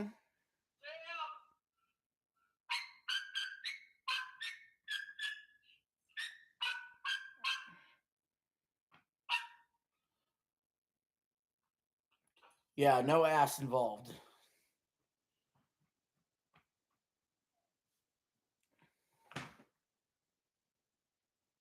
Punk needs to retire. Well, Gunther would probably retire him.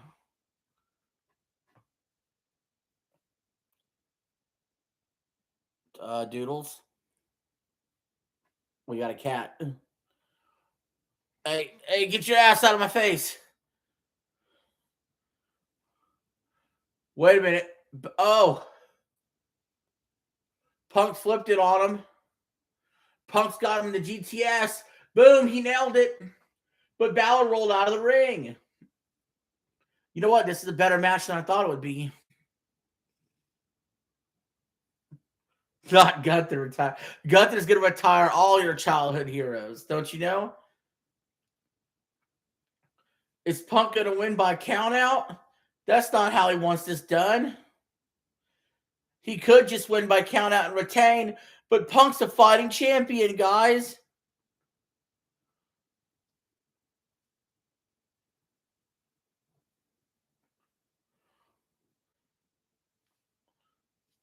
Punk's down the outside of the ring. Sling blade for Balor.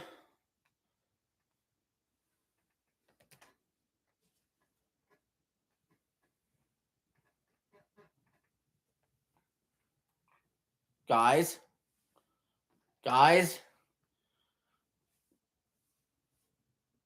you need to be calm. A cat and a dog together. Punk is being dragged by Balor now.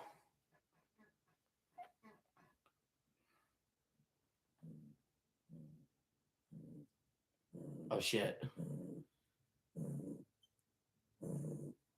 Oh, shit!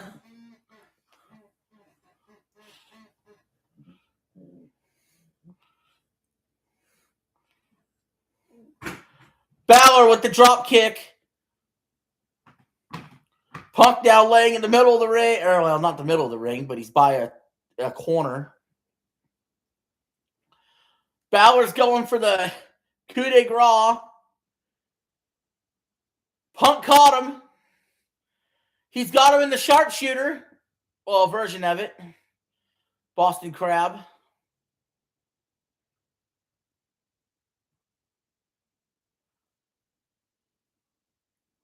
Sharpshooter.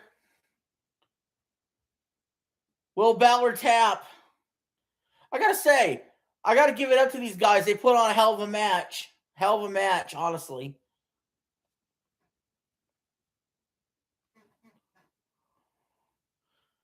Obviously, I would care more if they actually had a story that really went along with this, but for Balor's sake.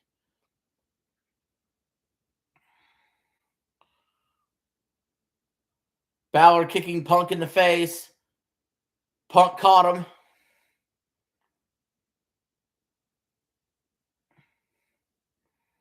Just goes to show you Balor can give you a good match still. And so can Punk. Punk now kicking Balor in the face while Balor lays on the ground.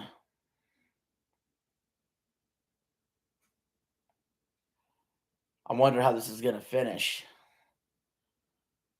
Gotta be with a GTS, right? He lifts up Balor for the GTS. He nailed it.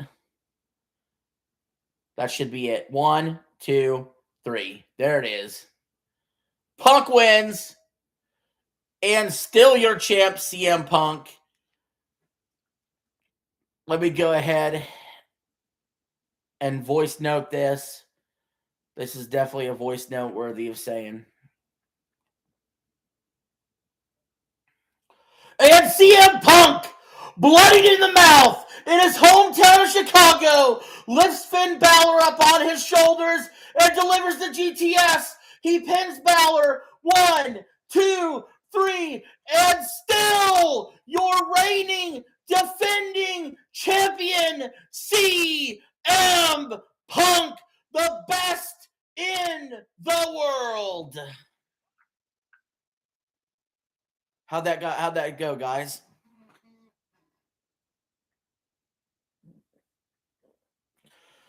Yeah, probably. You probably, Eli.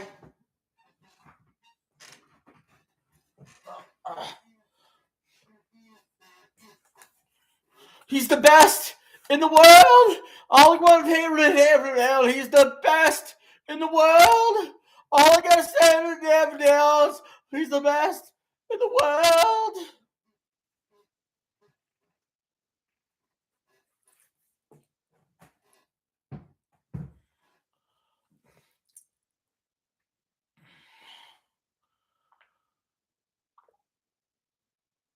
And CM Punk, bloodied in the mouth, in his hometown of Chicago, lifts Finn Balor up on his shoulders and delivers the GTS.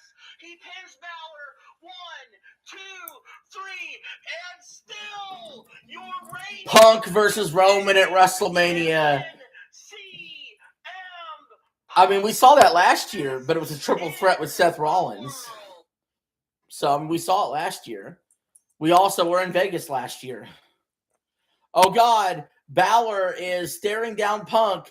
Are they going to shake hands and it's the era of mutual respect? Look. Oh, would you look at that? It's the era of mutual respect. Oh, man. Come on, guys. The mutual respect is so fucking stupid in wrestling.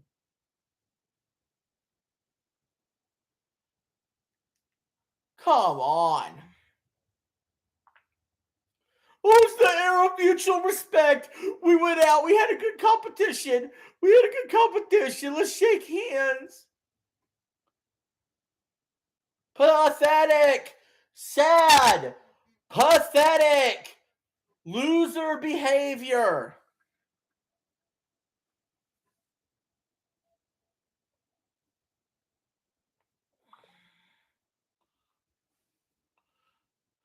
Ooh, it's the era of mutual respect. They're shaking hands after the match.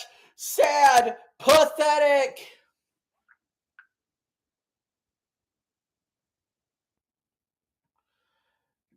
Now AJ Lee and CM Punk celebrate. Faces win everything tonight. A face wins the chamber. A face wins the women's match. A face wins the men's title match. Kiss his bloody mouth. Kiss his bloody mouth. He will eat out your bloody pussy if you kiss his bloody mouth. Right the fuck now. Do it now. Kiss his bloody mouth now.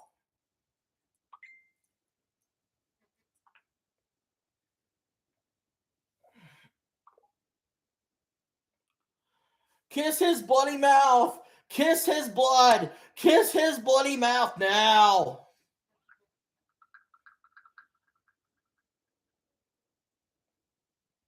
Kiss his bloody mouth. Kiss his blood. Kiss his bloody mouth now. Earn your Red Wings. Earn your Red Wings. Earn your Red Wings, AJ. Earn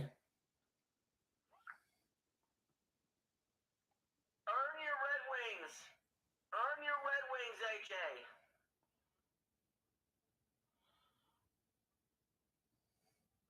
See, Punk's mouth was bleeding. Blood. I wanted AJ Lee. We could have had the visual of Punk kissing, or of AJ Lee kissing CM Punk with a bloody mouth. She would not do it. She did not give her man a kiss. She did not kiss his bloody mouth. That's not love. It's sad. It's pathetic. It's second rate. Punk is old. AJ's old. They're felted. They're going to lose their belts at Mania.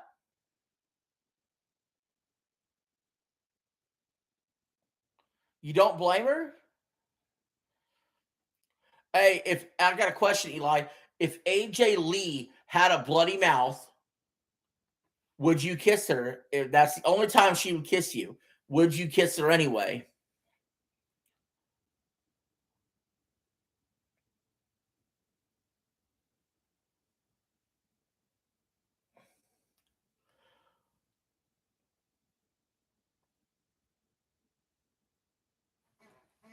Let's see. No, okay, let me change it then. I'll change it.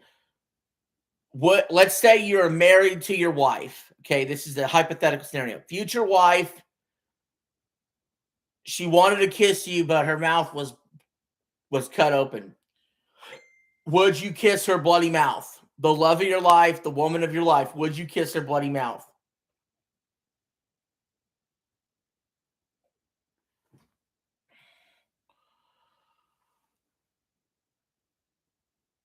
No, because I hate blood. That's an honest answer then. That's an honest answer. That's an honest answer.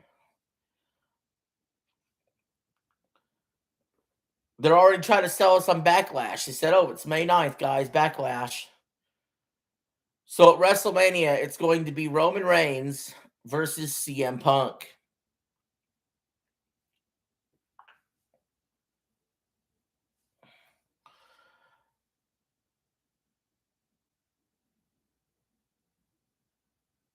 You know what? This attendance number is 19,346. You guys realize I've been following the ticket sales on this shit. There is no fucking way without giving away a shitload of tickets that they would have had that many people in the building. They're touting the attendance. They were just struggling to come up with people not that long ago. Talking about last second buyers.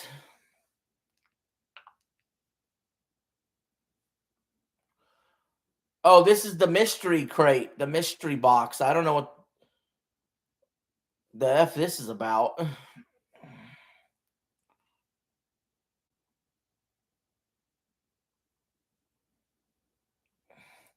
Scooter was telling me about this. They just opened up the mystery crate.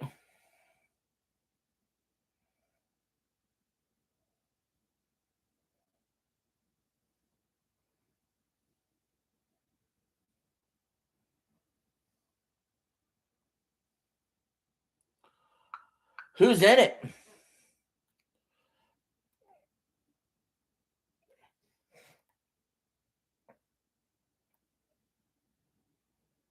What's going on here? What is happening? Huh?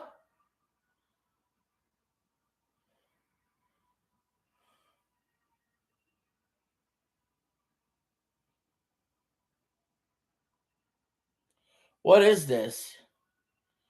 Who is this?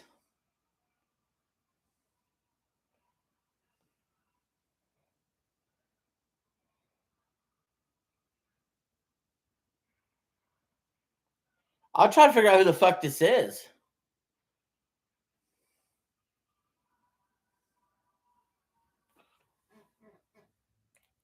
Let's see. Eli says,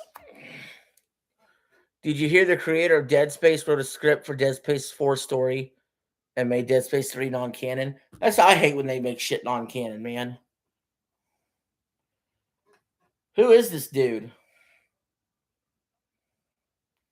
Someone came out of the crate wearing a white mask, a cape, white face paint. He's got like a bunch of vampire-looking chicks with him. He's wearing vampire-looking clothing.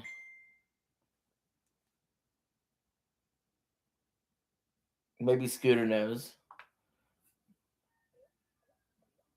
Oh my fucking god, it's Dan Housing! Dan Housing! Dan Housing! Can you come on the YouTube chat and explain who the fuck that is? Because I'm at a loss for words, but I don't know what that was.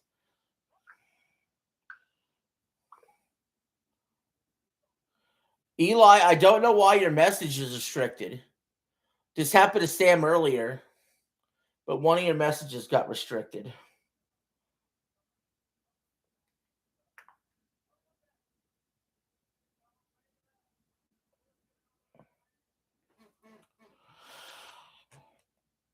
Well, obviously it's either Cody LA Knight or Orton or maybe Logan Paul who wins, but doubtful.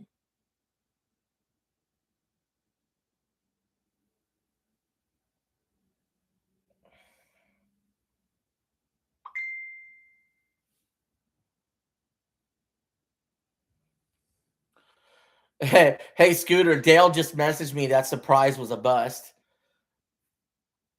But who is this guy? Who is he? What is this? What is that guy that came out of the box? So Eli doesn't like it.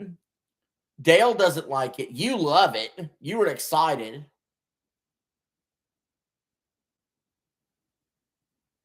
And I don't know what the fuck it is. So I mean, you're gonna have to. Can you write in the chat the name of him at least, or at least we'll start there and at least like I don't know, maybe tell us something he did. We got 4 minutes until they come back from an ad break, so we could discuss this.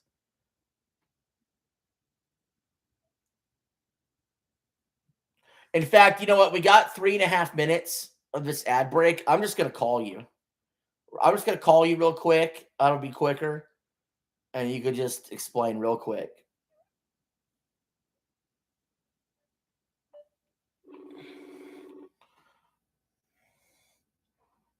Hello. Hey, what's up? You're live, man. We got about 3 minutes left of the ad break, so you want to tell us? No. I knew, honestly, I had a feeling that it was gonna be him because he just last night he left AEW. He's a friend of CM Punk. He's from AEW. What is his name? What is his name? I thought it would be Dan Housing. Dan Housing. It was supposed to be Chris Jericho, but they froze his contract for another year or whatever. Is Dan Housing what he's going by here too?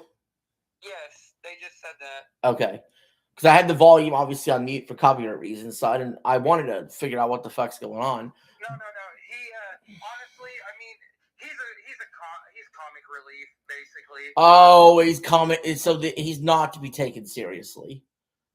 Basically, no. So honestly, I'm gonna see him probably team up with R-Truth, and they become like Truth Housing or Housing Truth or something stupid. Wait a minute. I thought the way you sounded like this was a main event top guy or something. I just did it just be stupid. Oh, okay. So he's actually not that accomplished. He's comic relief. He's there for comic relief, and he is popular. He is a popular person. How about him and Joe Hendry on a team?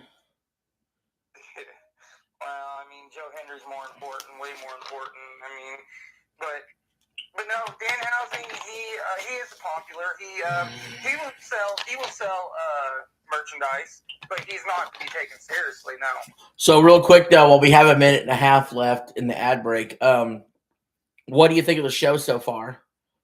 Honestly, the CM Punk match boosted it. I put it at a 4, but that CM Punk match, it made it to a 5. Well, let's be honest. Out of any wrestling match the last 4 or 5 years that I could think of, this is the one where you would bet the house, bet the farm that CM Punk was winning. You know what I mean? Like, I just felt like there was no way Balor could win. But the match was so good that I actually was starting to believe, my God, is Balor actually going to win? Which goes to show you, hey, they put on a good match. Well, Balor wasn't going to win because... Right. Oh, I knew it. Logically, I knew better. But I was saying, like, the match was so good. The match psychology and the match was so good that even though it was a super predictable ending that had to happen, the match was so good you could almost forgive it. Right. I gave the match, honestly, that was a... Do you get that match? Do you get it 5 stars? Would you get that a 5-star match? 9 out of 10. So that's probably one of the better matches, I mean, over the last couple of years that you've seen? Well, it's not better than Cody versus Roman at WrestleMania 40. But well, and it wasn't better than Cena and Cody at SummerSlam. No. Yeah, so probably not better than either of those. But it was a good match, yeah. Well, yeah, it's in the clubhouse is the match of 2026. So, but yeah. And the women's matches, to me, the women's matches are just throwaways. Jey Uso got hurt last night. They wrote him off on SmackDown, so there's a spot open. Well, they just showed the 6 people that are in it. Oh, well, I didn't watch SmackDown last night. Well, I don't know. One of these guys, I don't know who the fuck it is. It's some black guy. The smaller black guy? Yeah. Yeah, he's just in there for kind of like Evan Bourne because he does crazy shit. Yeah, so, yeah, they're showing this again. Apparently, on the first hour of WrestleMania will be live on ESPN2 on the Saturday, and the first hour is live on regular ESPN on the Sunday. Oh, yeah, okay. Well, no, I just think that's interesting that that's how they're going to try to get people to be like, oh, you want to see the rest of this? Go subscribe.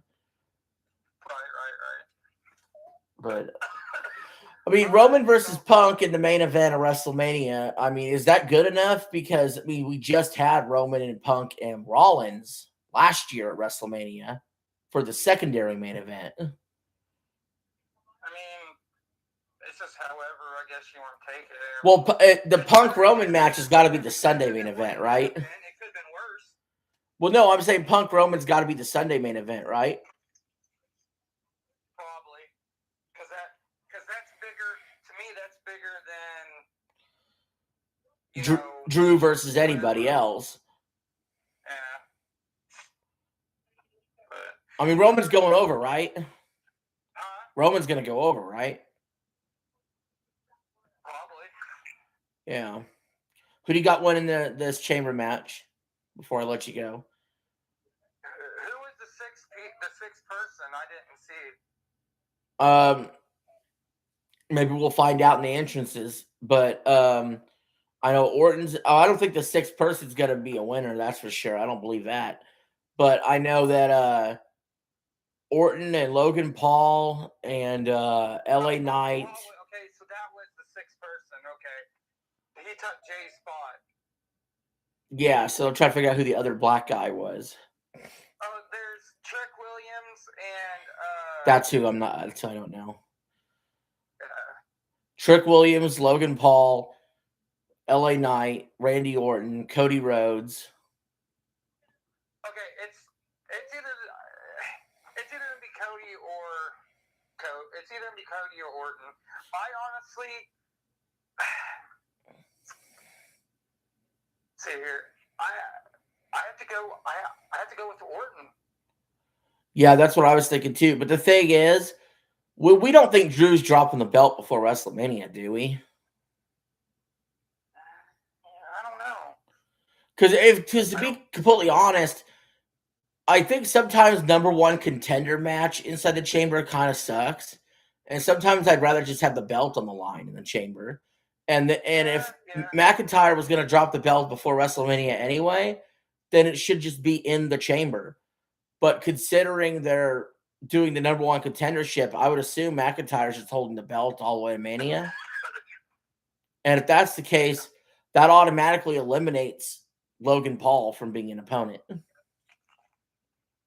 Because Logan Paul would be a heel. It's heel versus heel. And so the answer is LA Knight, Cody, or Orton. And if it's... I don't see LA Knight winning, man. I mean, maybe. I don't see it. I don't believe it. That's why I don't believe it. You know what I mean? But I've given up on that idea. So then that leaves, that would leave Cody and Orton. Well, we've seen Cody McIntyre 5 billion effing times. Do we need to see it again? I know this has nothing to do with this, but Trick Williams, Trick Williams gets one of the biggest pops. The crowd loves him. Well, that would be crazy. I think that's nuts if he wins this. He's not going to win. I'm just saying that he's over. Well, yeah, as far as the results go tonight, they've been safe, they've been predictable, and they've been face heavy. And considering McIntyre's a heel, we should get a clean sweep of faces tonight. But I don't know. I'm thinking Orton, man. Well, I'm going to get off here. All right, I'll see you. All right, bye.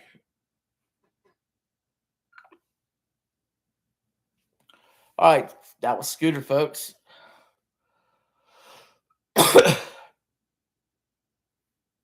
Trick Williams is coming out to the ring right now.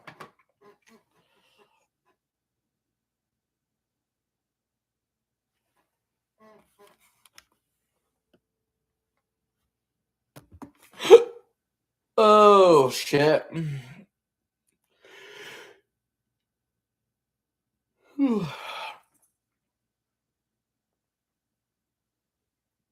So far, so good. Computer is about half battery.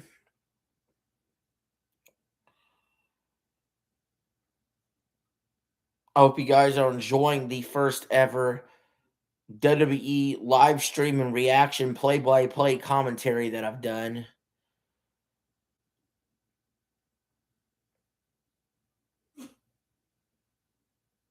If you have, please support by hitting the like button.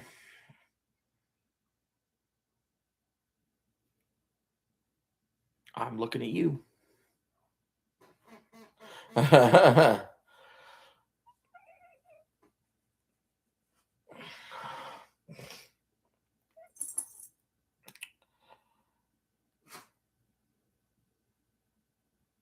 Let me know in the comments who you got winning the men's chamber match.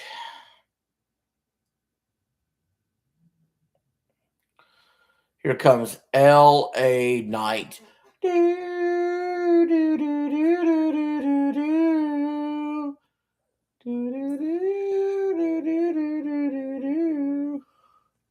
LA Knight.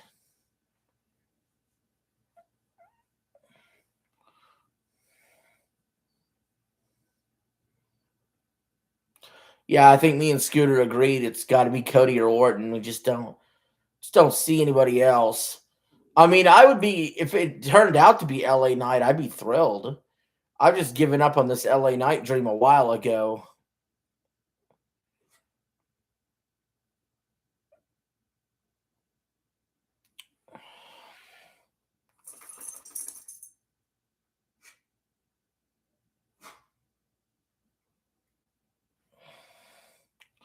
I'm sticking by my guns on this one with Orton. Doodle beater. Noodles.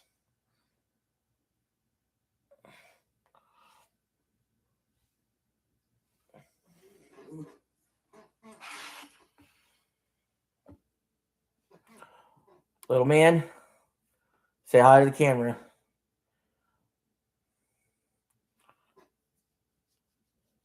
Who likes this view?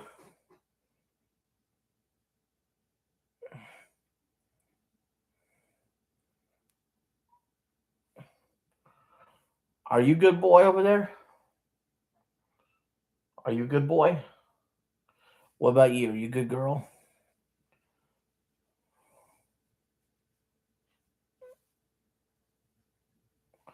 All right, LA Knight now is entering the pod.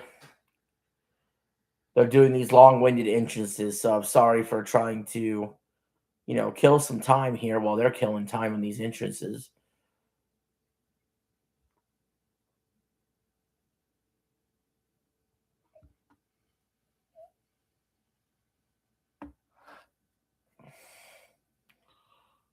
What's the matter?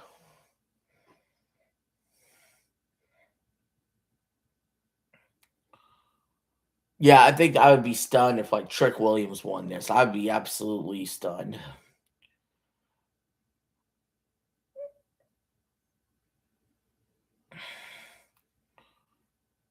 Here comes Logan Paul.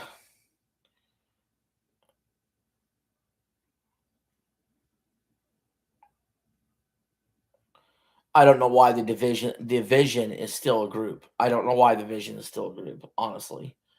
You have three of their members are hurt. Logan Paul doesn't need to be in a faction. And he doesn't need a mouthpiece.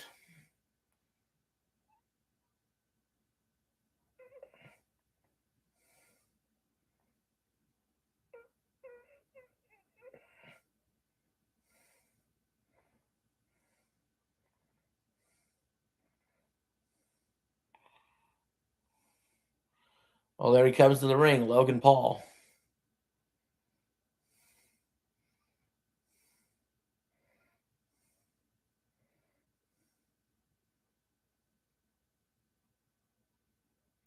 Standing tall.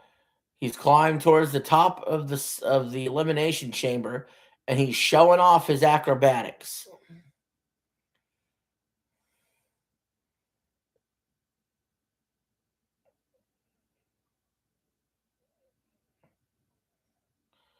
He recently had that $12 million Pokemon card.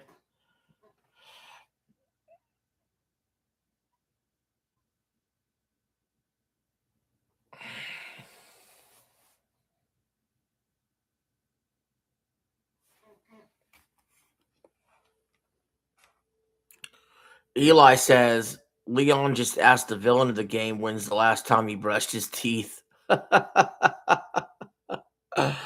That's fucking hilarious.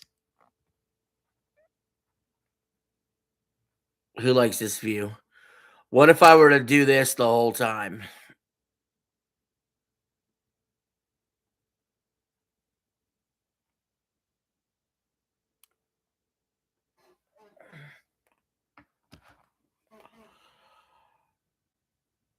Here comes the Viper, Randy Orton, the Legend Killer.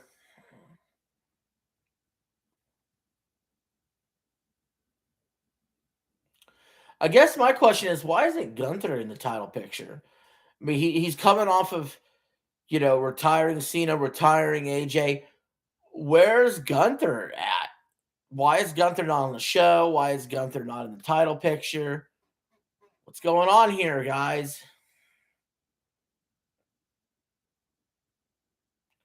I mean, it's funny, too, because at the end of WrestleMania 41, a few matches I predicted for WrestleMania 42 a year later, Cody versus Gunther for the belt. Why? That just never materialized. I don't understand.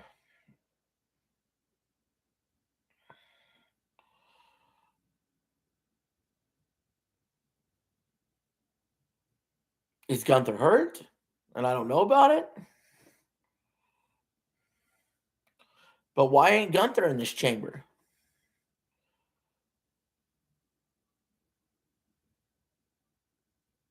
I feel like they misbooked this entirely. This chamber should have not been a number one contenders match. This chamber should have been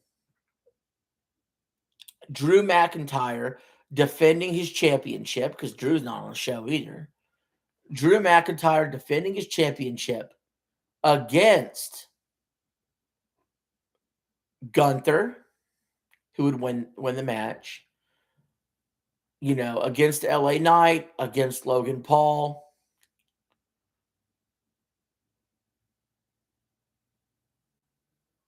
against Cody,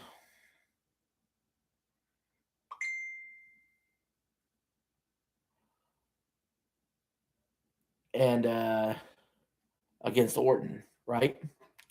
That should have been the Elimination Chamber. And then Gunther should have won.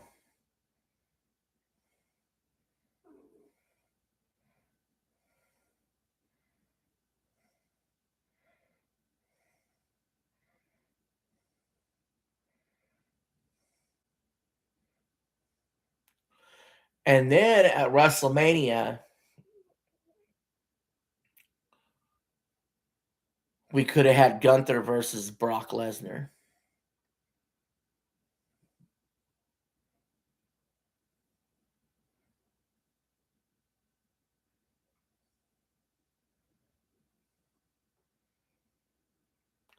With the condition, if Brock did not beat Gunther for the title, Brock would have to retire.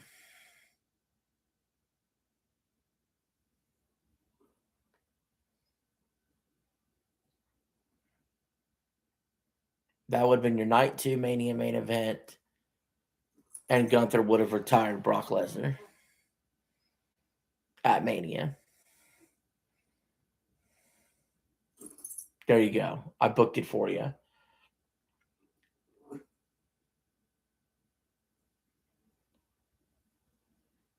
Coming out of this match, you could have flipped Orton heel, have Orton versus Cody as an undercard Mania match.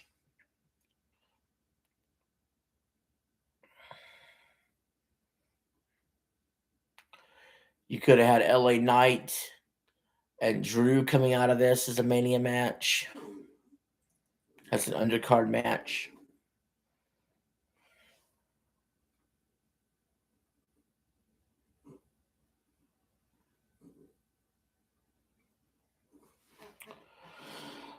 So yeah, I think it would have been. I think my idea was much better. Of course, Brock Lesnar may not be close to retirement, so it may not be the best idea.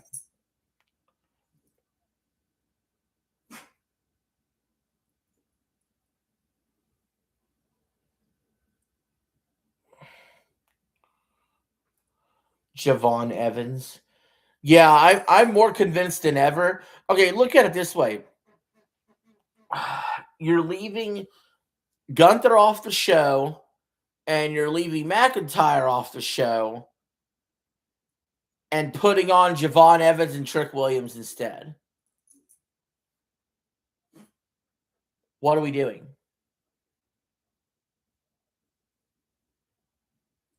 What are we doing? I mean, WWE values Drew McIntyre and they value Gunther, right? As stars. But why are they on the sideline for Trick Williams and Javon Evans?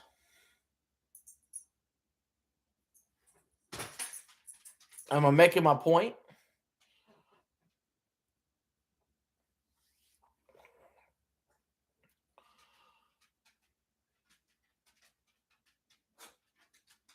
They used to battle for the belt in the chamber.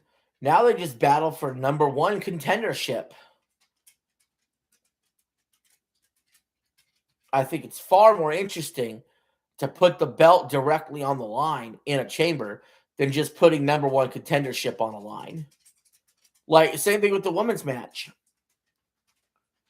Instead of Jade Cargill just waiting for the winner of the chamber, if Jade Cargill's in that match instead of, I don't know, instead of the purse chick or whatever, you could have had Cargill versus Rhea Ripley be the final two right then and there.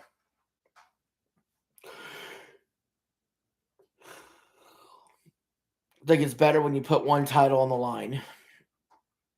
in the chamber instead of the number one contendership.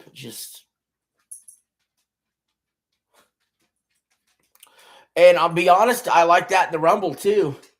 They've had it twice in the Rumble where a championship is on the line instead of a number one contendership, and I always thought that was better too.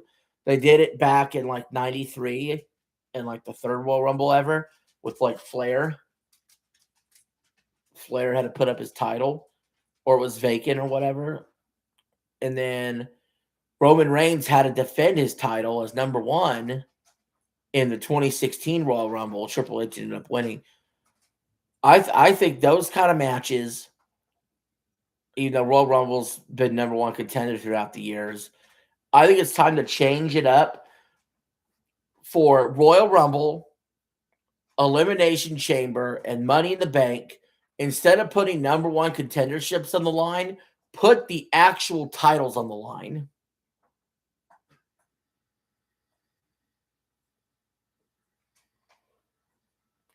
Yes, that's true, Eli. But yeah, I think they should put the titles on the line in Money in the Bank Chamber and the Rumble instead of number one contendership. That's my hot take. They don't like it because then they have to book other matches that involve storylines versus just figure out who's in a title match. We're still waiting on entrances. Cody Rhodes is coming out.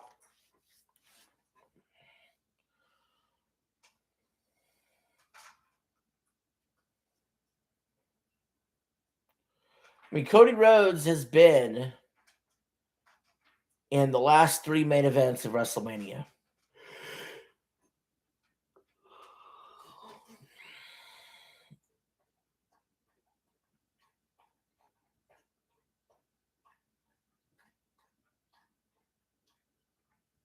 Well, the mid-card belts will be on the line in those pay-per-views. Yeah, good point, Eli.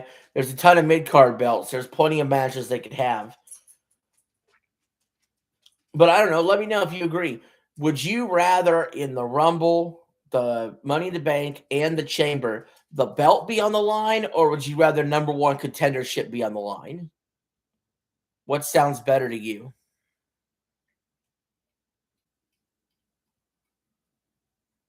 Belt. We agree. Because then you could also like change up the champion a little easier. You know, like, okay, somebody, let's say Cody's had a great run. He's been champion in 280 days, but you want to protect him from losing a one-on-one match. Well, he drops the belt in a six-man chamber match. It's not really his fault. You know, yeah, someone pinned him at some point, but it was a six-man match. You know, and then if somehow he were to retain, it just makes his star even bigger. But you could flip it and change it to somebody least expected for those style of matches.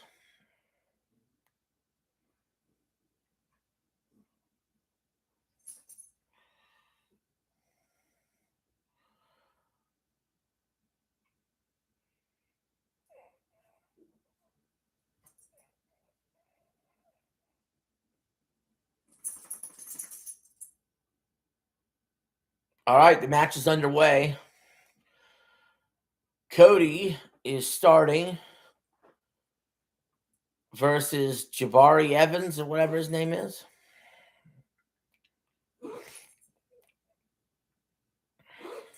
They got a tie up. Cody puts him in the corner. Cody got him in a headlock.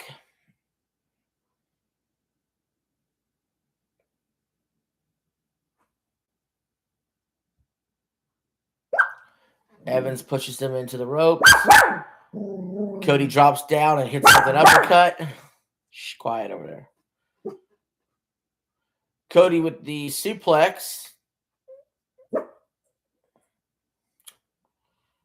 He's letting the blood rush to the head of Jabari Evans. The pin with the 1-2 count.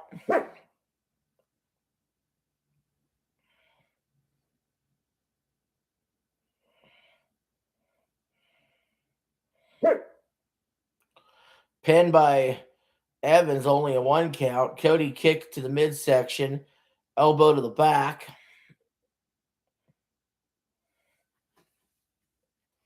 I wonder when Cody will turn heel. It's going to happen one of these days.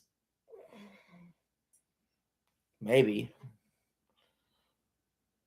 I don't know if they even care about heels and faces. Hurricane Rana by Evans. Evans springboard off the ropes into another Hurricane Rana.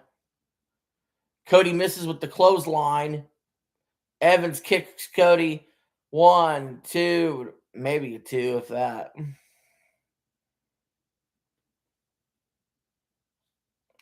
Someone needs to call the wardrobe police because Evans and Cody are both wearing gold trunks. They look like they could be in a tag team, but they're not even opponents. They're both wearing gold trunks or gold pants. That's a misstep by the wardrobe department in WWE.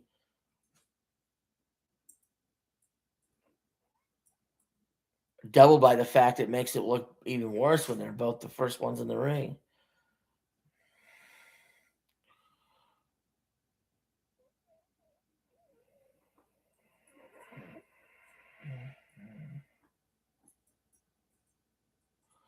Cody and Evans in the ring. Cody kick to Evans. Jumps up on the rope and comes down with a stomp.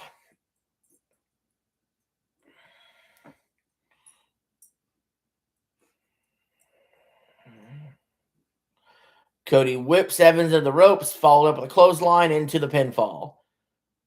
Gets a 2 count. Oh, 1 count, excuse me.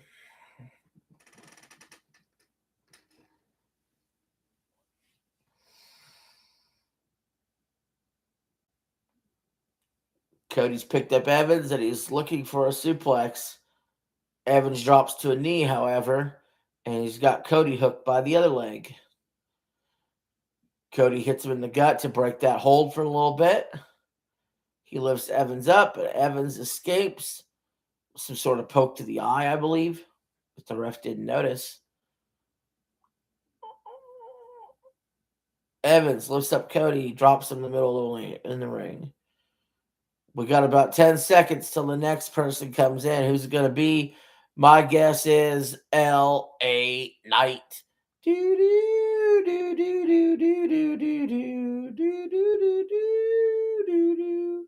Nope. The next person is Trick Williams. Another one that I believe has no chance of winning this match.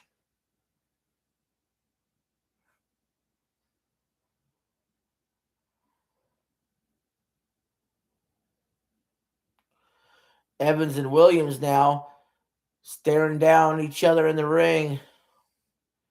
The stage is all for them.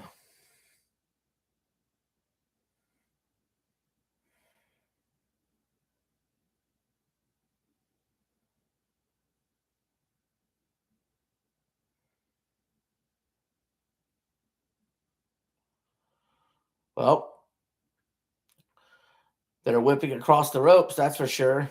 Pele kick. Evans on Trick.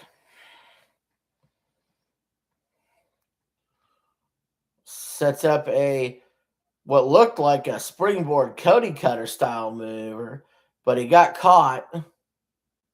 Evans then hits Cody on the side. And Trick Williams gives him a chop for all his trouble. Drops him all the way to the ground off of a single chop. Then Cody's there to save the day with the slide Russian leg sweep.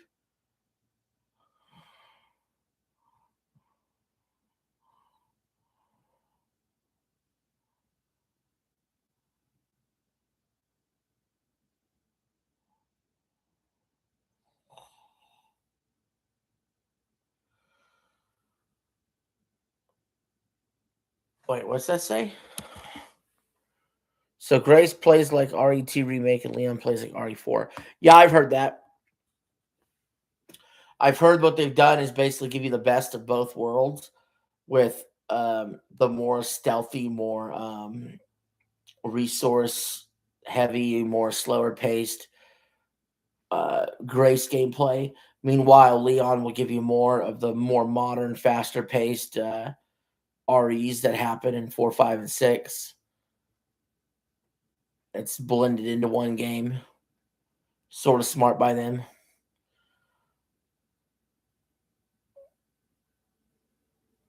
Now, on the outside, Evans getting chopped.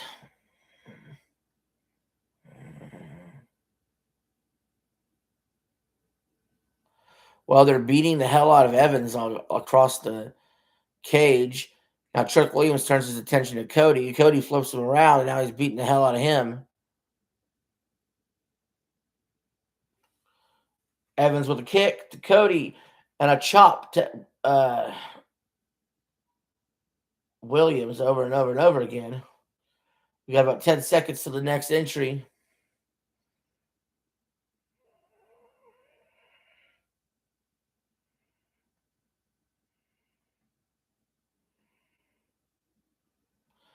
And the next person's coming out. It is Logan Paul.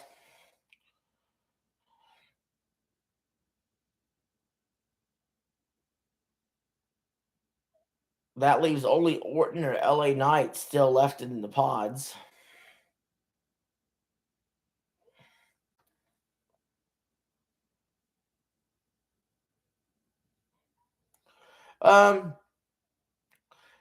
The only reason I find it hard to believe for Logan Paul to win is because McIntyre's the champ.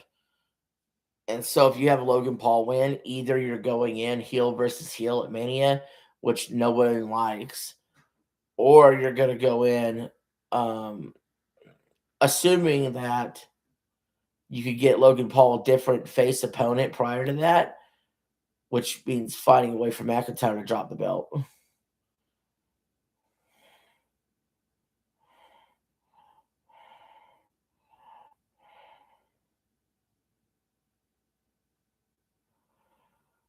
All right. Evans in the ring now.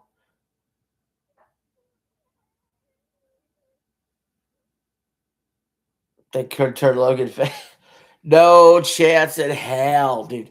That guy's got go away heat. Like, has a heel. He could just never be a face. Now, MJF was able to pull it off in AEW, and The Miz from time to time has been a face, but he's a heel. There's some natural born heels. There's some where you like the heel work a little more than the face work, or vice versa. But there are some characters that are just going to be lifelong heels. Logan Paul is one of them that always will be and should be a lifelong heel. If McIntyre would have to be turning face for that to even work, which is possible, but that's not ideal because what's the reason McIntyre's face now? Just because he'd be facing an opponent that gets more heat than him? That doesn't make sense.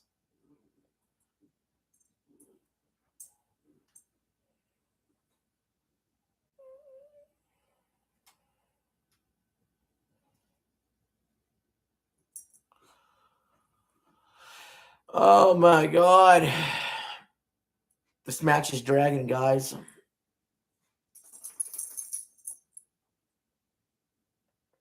CM Punk should have came back as a heel. He's a shitty face. Well, he can't. He's in Chicago, so he's going to be a face anyway. If CM Punk is going to go heel before WrestleMania to give that match more juice, like we saw Cena and Cody give us, then Punk has to, on Monday or Friday or whatever he's on there next, he has to do something so dastardly it fully turns him heel in one scoop.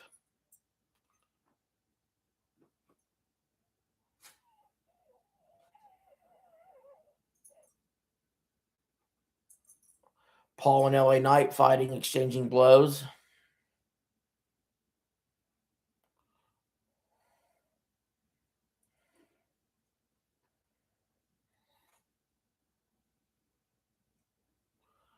LA Knight now gaining a head of steam.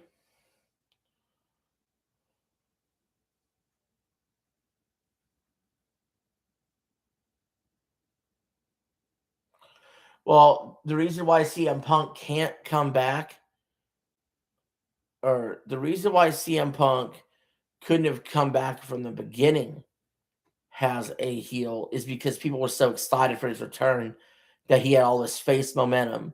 But at any point, they could have changed this at some point and been like, "Look, you're a heel, dude. Do heel things. Go back to doing heel things."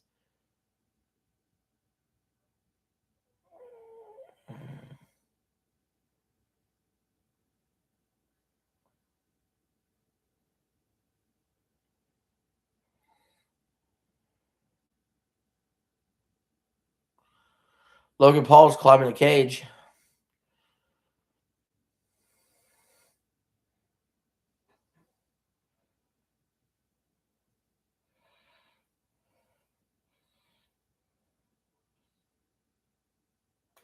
CM Punk in hot pursuit.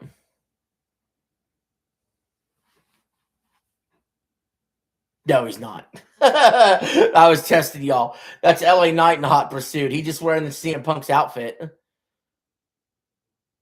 You guys know LA Knight and CM Punk basically wore the same fucking red trunks. I shit you not. I just had to say that once at least. Like, seriously, did they, like, as soon as CM Punk walked in the back of the locker room,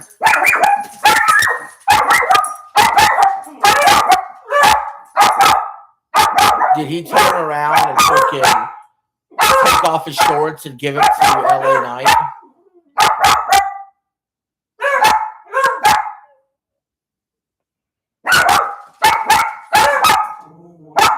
By the way, I heard a loud explosion outside, so just give me a second. I don't know if y'all heard it, but it set off the dogs. So I gotta check out and see what that is real quick.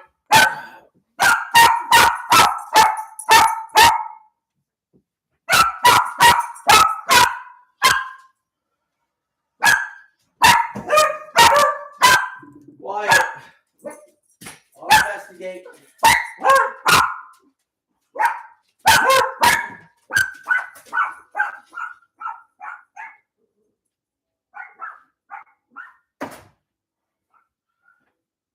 Randy Orton's in there now.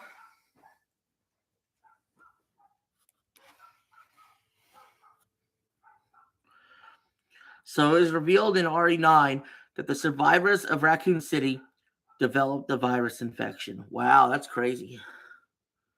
That's crazy. I'll be right back. I got to use the bathroom.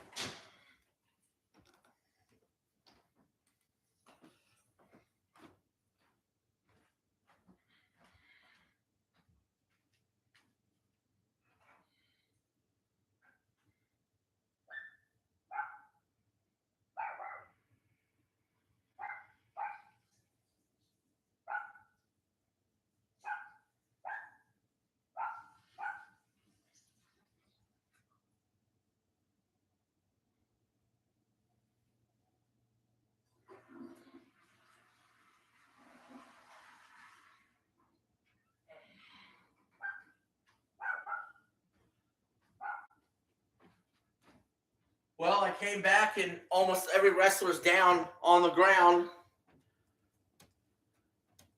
Jabari Evans is the only one standing. He's standing on top of the pod.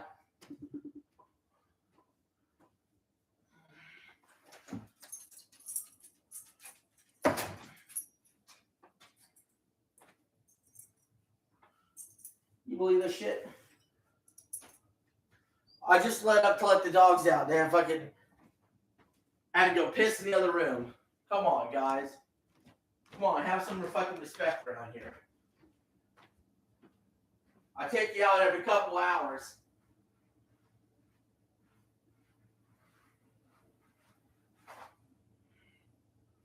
I take you out every couple hours. What for? Fucking, you gotta just piss and disrespect me like that.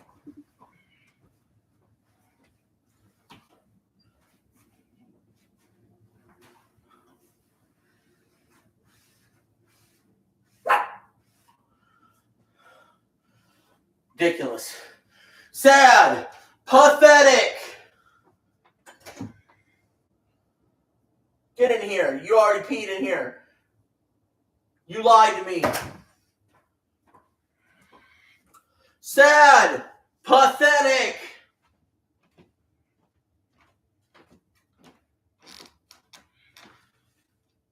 That's why I'm glad I only have hardwood, not carpet. Orton's in control of the match.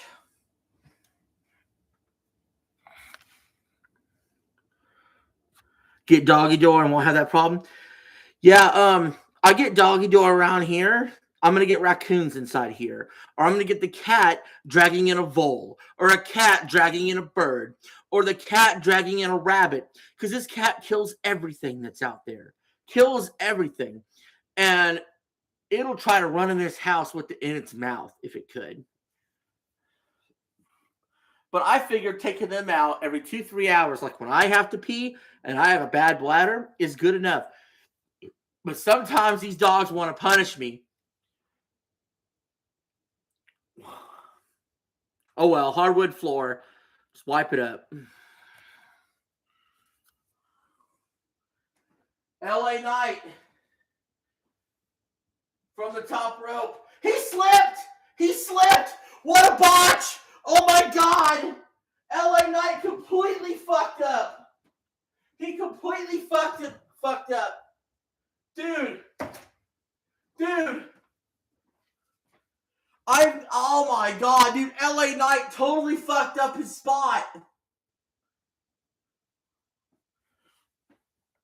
Dude, I gotta tell Scooter this. Dude, I gotta tell Scooter about this, dude.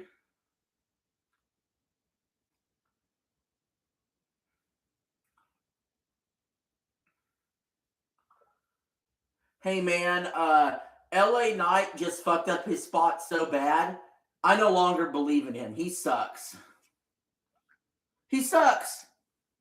Hey man, LA Knight just fucked up his spot so bad. I no longer believe in him. He sucks.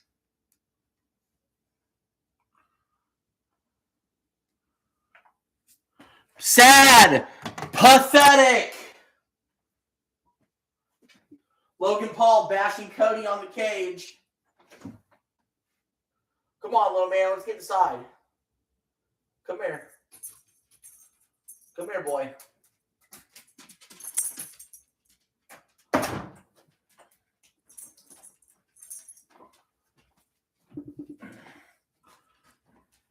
All right.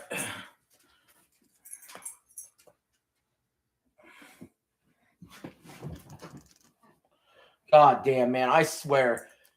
I can't believe he fucked up his spot that bad, dude. LA Knight should never, ever be taken seriously in the title picture ever again. Triple H was right the whole time. Yeah, dude, he slipped off the top rope. He slipped off, actually, he slipped off the second rope doing a simple jump. Oh my God, another fuck up there. Cody Rhodes tries to save it with the crossroads, though. Logan Paul throws Cody through the turnbuckle. Logan Paul takes the 3 count. So he stole what would have been Cody's elimination. Was that Jabari Evans? Yeah, Jabari Evans is out. We have a theme going on here. Of Logan Paul being an opportunistic prick. No, that was Trick Williams he pinned. Was it? I don't know. I get Trick Williams and Jabari Evans. I get them confused. They shouldn't even be in this match to begin with. I'd rather have Jason Yeaterman in the match. Yeet, yeet, yeet, yeet. It's the Masked Man! It's the Masked Man! The Masked Man that's been fucking up the shows. He's here. He's climbing the cage. Security's got him.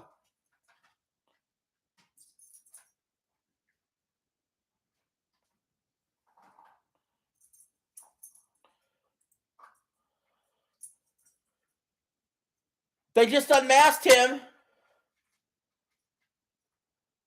Who is this?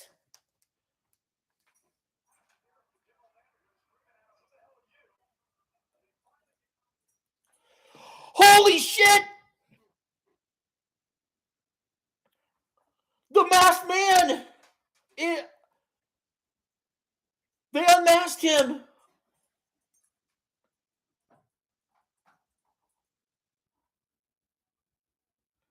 Oh wait, it was a fake. It was a fake. The real masked man is in the ring now. But he's staring down Logan Paul. He kicked Logan Paul in the stomach. Curb stomp.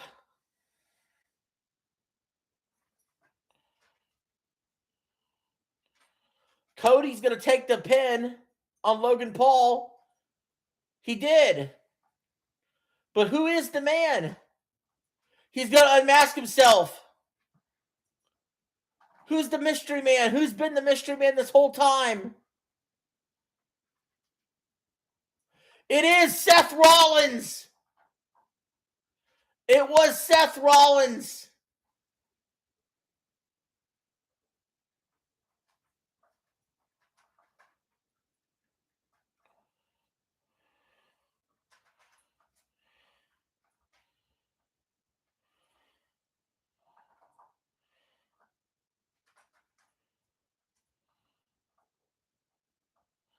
Seth Rollins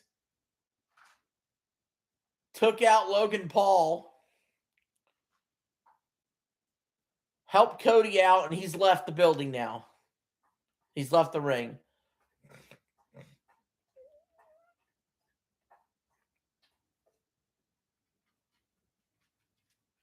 My theory is they had the masked man attack all this time, and they were hoping Rollins would be healthy by Mania. Rollins is healthy by Mania. So they're setting up Rollins versus Logan Paul. We have two wrestlers left. Randy Orton versus Cody Rhodes. I believe everybody else has been eliminated.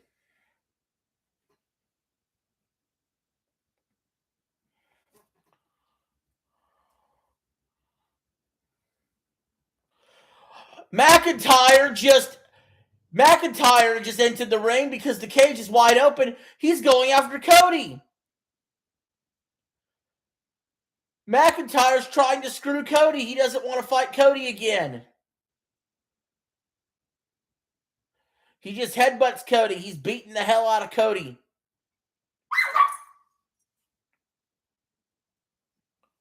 Randy Orton's pissed. Randy Orton RKO's McIntyre. McIntyre gets crossroaded by Cody.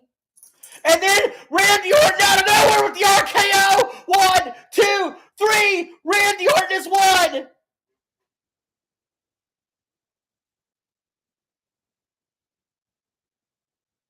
Randy Orton's going to WrestleMania.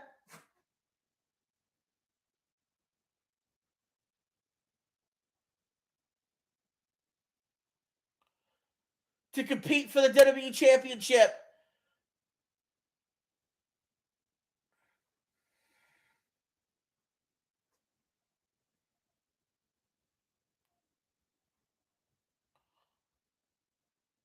Orton versus McIntyre.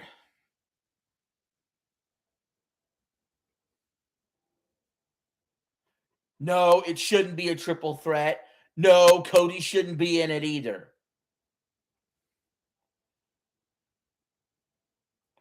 My opinion.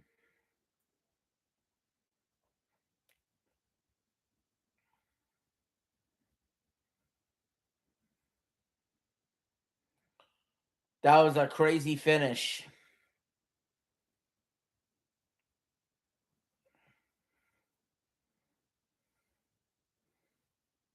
Still not a very creative night, though. Despite the theatrics. Pretty predictable. I've seen a lot better chamber matches, for sure. Punk Balor was a good match. Great match.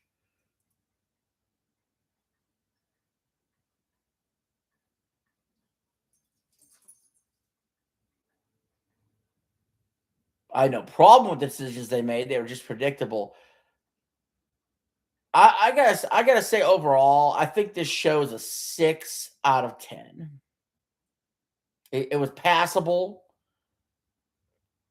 but honestly, only barely passable. I almost fell asleep several times watching this show. And if I wasn't doing live commentary on it, I probably would have. I could barely keep my eyes open.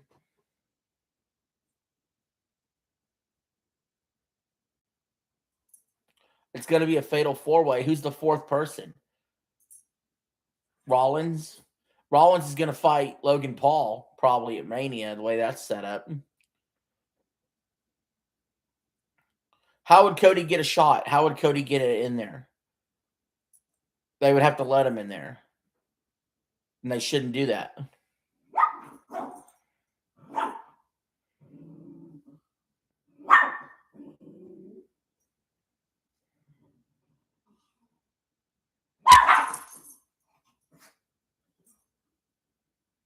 All right, well, that's the end of the show. What do you guys think? Spam your scores out of 10. I gave it a 6 out of 10. I thought Balor versus Punk was the best stuff. I thought the men's stuff was better than the women's stuff. I thought the match, who won the matches, made sense, but it was also very predictable. I thought the masked person was pretty predictable, it being Rollins. I didn't see McIntyre getting involved there till the end. There was double interference going on. So I feel as though it's 6 out of 10 is about right.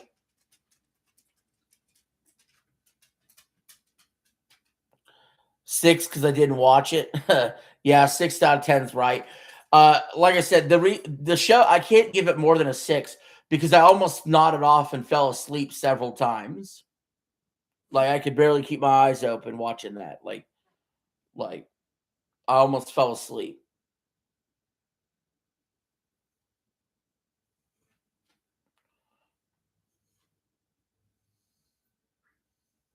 Scooter says Orton, Rhodes, Fatu, and McIntyre in Mania Fatal 4-Way.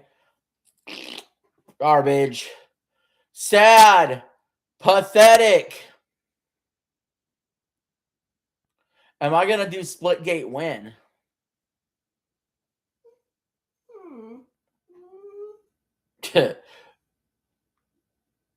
I'm thinking about on Monday doing a triple stream.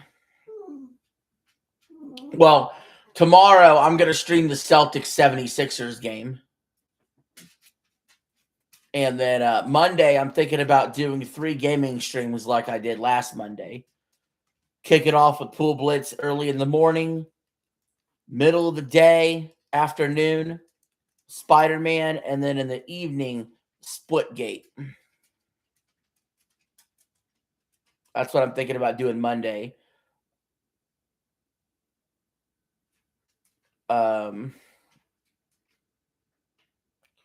Yeah, other than that, I got a video coming out tomorrow. Top 10 financial tips. So that'll be interesting. And then, like I said, I'm going to stream the Celtics game tomorrow. And then Monday, the plan is to do the triple stream. So.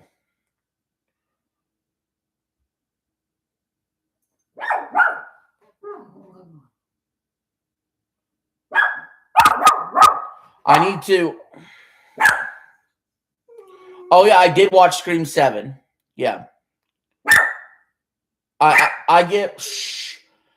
I don't need to make a follow-up video on it because it is about what I thought it would be. It's about an 8 out of 10. Doodles.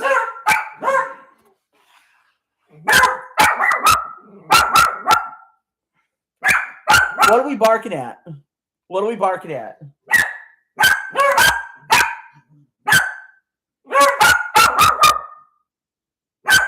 Doodles. Quiet, please. Hey, that's enough. Doodles, that's enough. Thank you.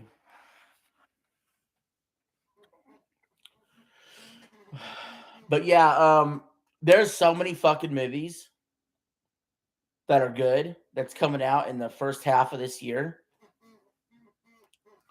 So I went ahead and I basically jotted down some of the good ones. So here's the upcoming release schedule for movies, like big deal movies. These are movies that either I'm going to watch in theaters or these are movies that I'm going to, at the very least, going to cover them on the channel, like the review scores. So March 6th, we have The Bride. That's the Frankenstein Bride movie. March 13th, we have Undertone. That's an A24 movie involving like a haunted podcast. March 20th, we got Ready or Not 2. April 1st is the Super Mario Galaxy movie.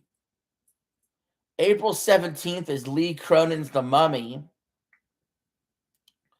April 24th is Michael. That's that Michael Jackson movie, shot the same way they shot the Queen movie. May 8th is Mortal Kombat 2. May 15th is Obsession. And Obsession is a movie that a lot of people talked about in film festivals, where they said basically a guy like made a wish that this chick would fall in love with him, and then she goes like psycho on him and does a bunch of things to like keep his love or earn his love. And so like it goes to insane places. Apparently it's going to be like the fucked up movie of the year. May 22nd is Star Wars Mandalorian and Grogu. May 29th is Passenger, which the trailer was short and sweet. Basically, there's a guy on the side of the road that is asking for a lift. Well, first, this guy goes in the trailer. This guy has to stop because his friend has to go out and pee in the woods real quick. And then when he comes back, his friend, the driver, is missing. So he gets in the car, and then the car gets attacked, so he drives off. But as he drives off and goes around the corner, he keeps going around the same corner and seeing the same guy sticking his thumb out has a hitchhiker. And then one of the times he passes him, he sort of just jump scares straight into the passenger seat. And then June 12th is insane. 2 movies come out that day I want to see. Disclosure Day, which is the Steven Spielberg brand new like UFO alien style movie that looks absolutely fantastic. And then Scary Movie 6, which the new trailer that dropped for that is fucking hilarious. You got they make fun of Terrifier, they make fun of Smile, they make fun of what's that vampire? Oh, Sinners. They make fun of Sinners, and the trailer's fucking great. And then go watch that Scary Movie 6 trailer, Eli. I'm telling you. And then June 19th is Toy Story 5. And June 26th is Jackass 5. So, I mean, what else could I ask for? What a packed, stacked, jacked first half of 2026 for movies. All those on top of what we've already gotten with Primate, with 28 Years Bone Temple, with Sin Help, and Scream 7. So, very excited for this list of movies. I don't know how many of them I'll see in theaters, but at least half, or if not more than half of these, I'm going to go watch. So, and then gaming wise, until the end of May, we're definitely going to cover WWE 2K26. I'm obviously going to cover MLB The Show 26 and do a whole playlist of that. That comes out March 17th. I need to be done with Splitgate by the time MLB comes out. I need to have had maxed out all my weapons in Splitgate before MLB comes out March 17th. I got to do that. Crimson Desert comes out March 19th. And I'm going to do this on the channel. Life is Strange Reunion comes out March 26th. I plan on doing a full playthrough of that on the channel as well. Pragmata comes out April 24th. I'm going to cover the review. Saros comes out April 30th. I plan on buying and playing that on stream. Forza Horizon 6 comes out May 19th. Sadly, not for PlayStation Day 1. And, of course, another game I plan on playing on stream is 007 First Light coming May 27th.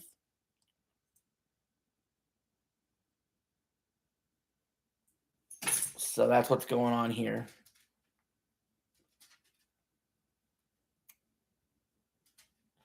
You guys got any last second thoughts or comments before I end the stream?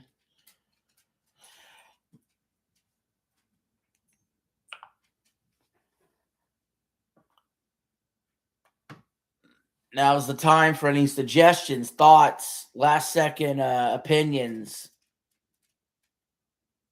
Maybe I'll get lucky and someone will hit the like button. Huh?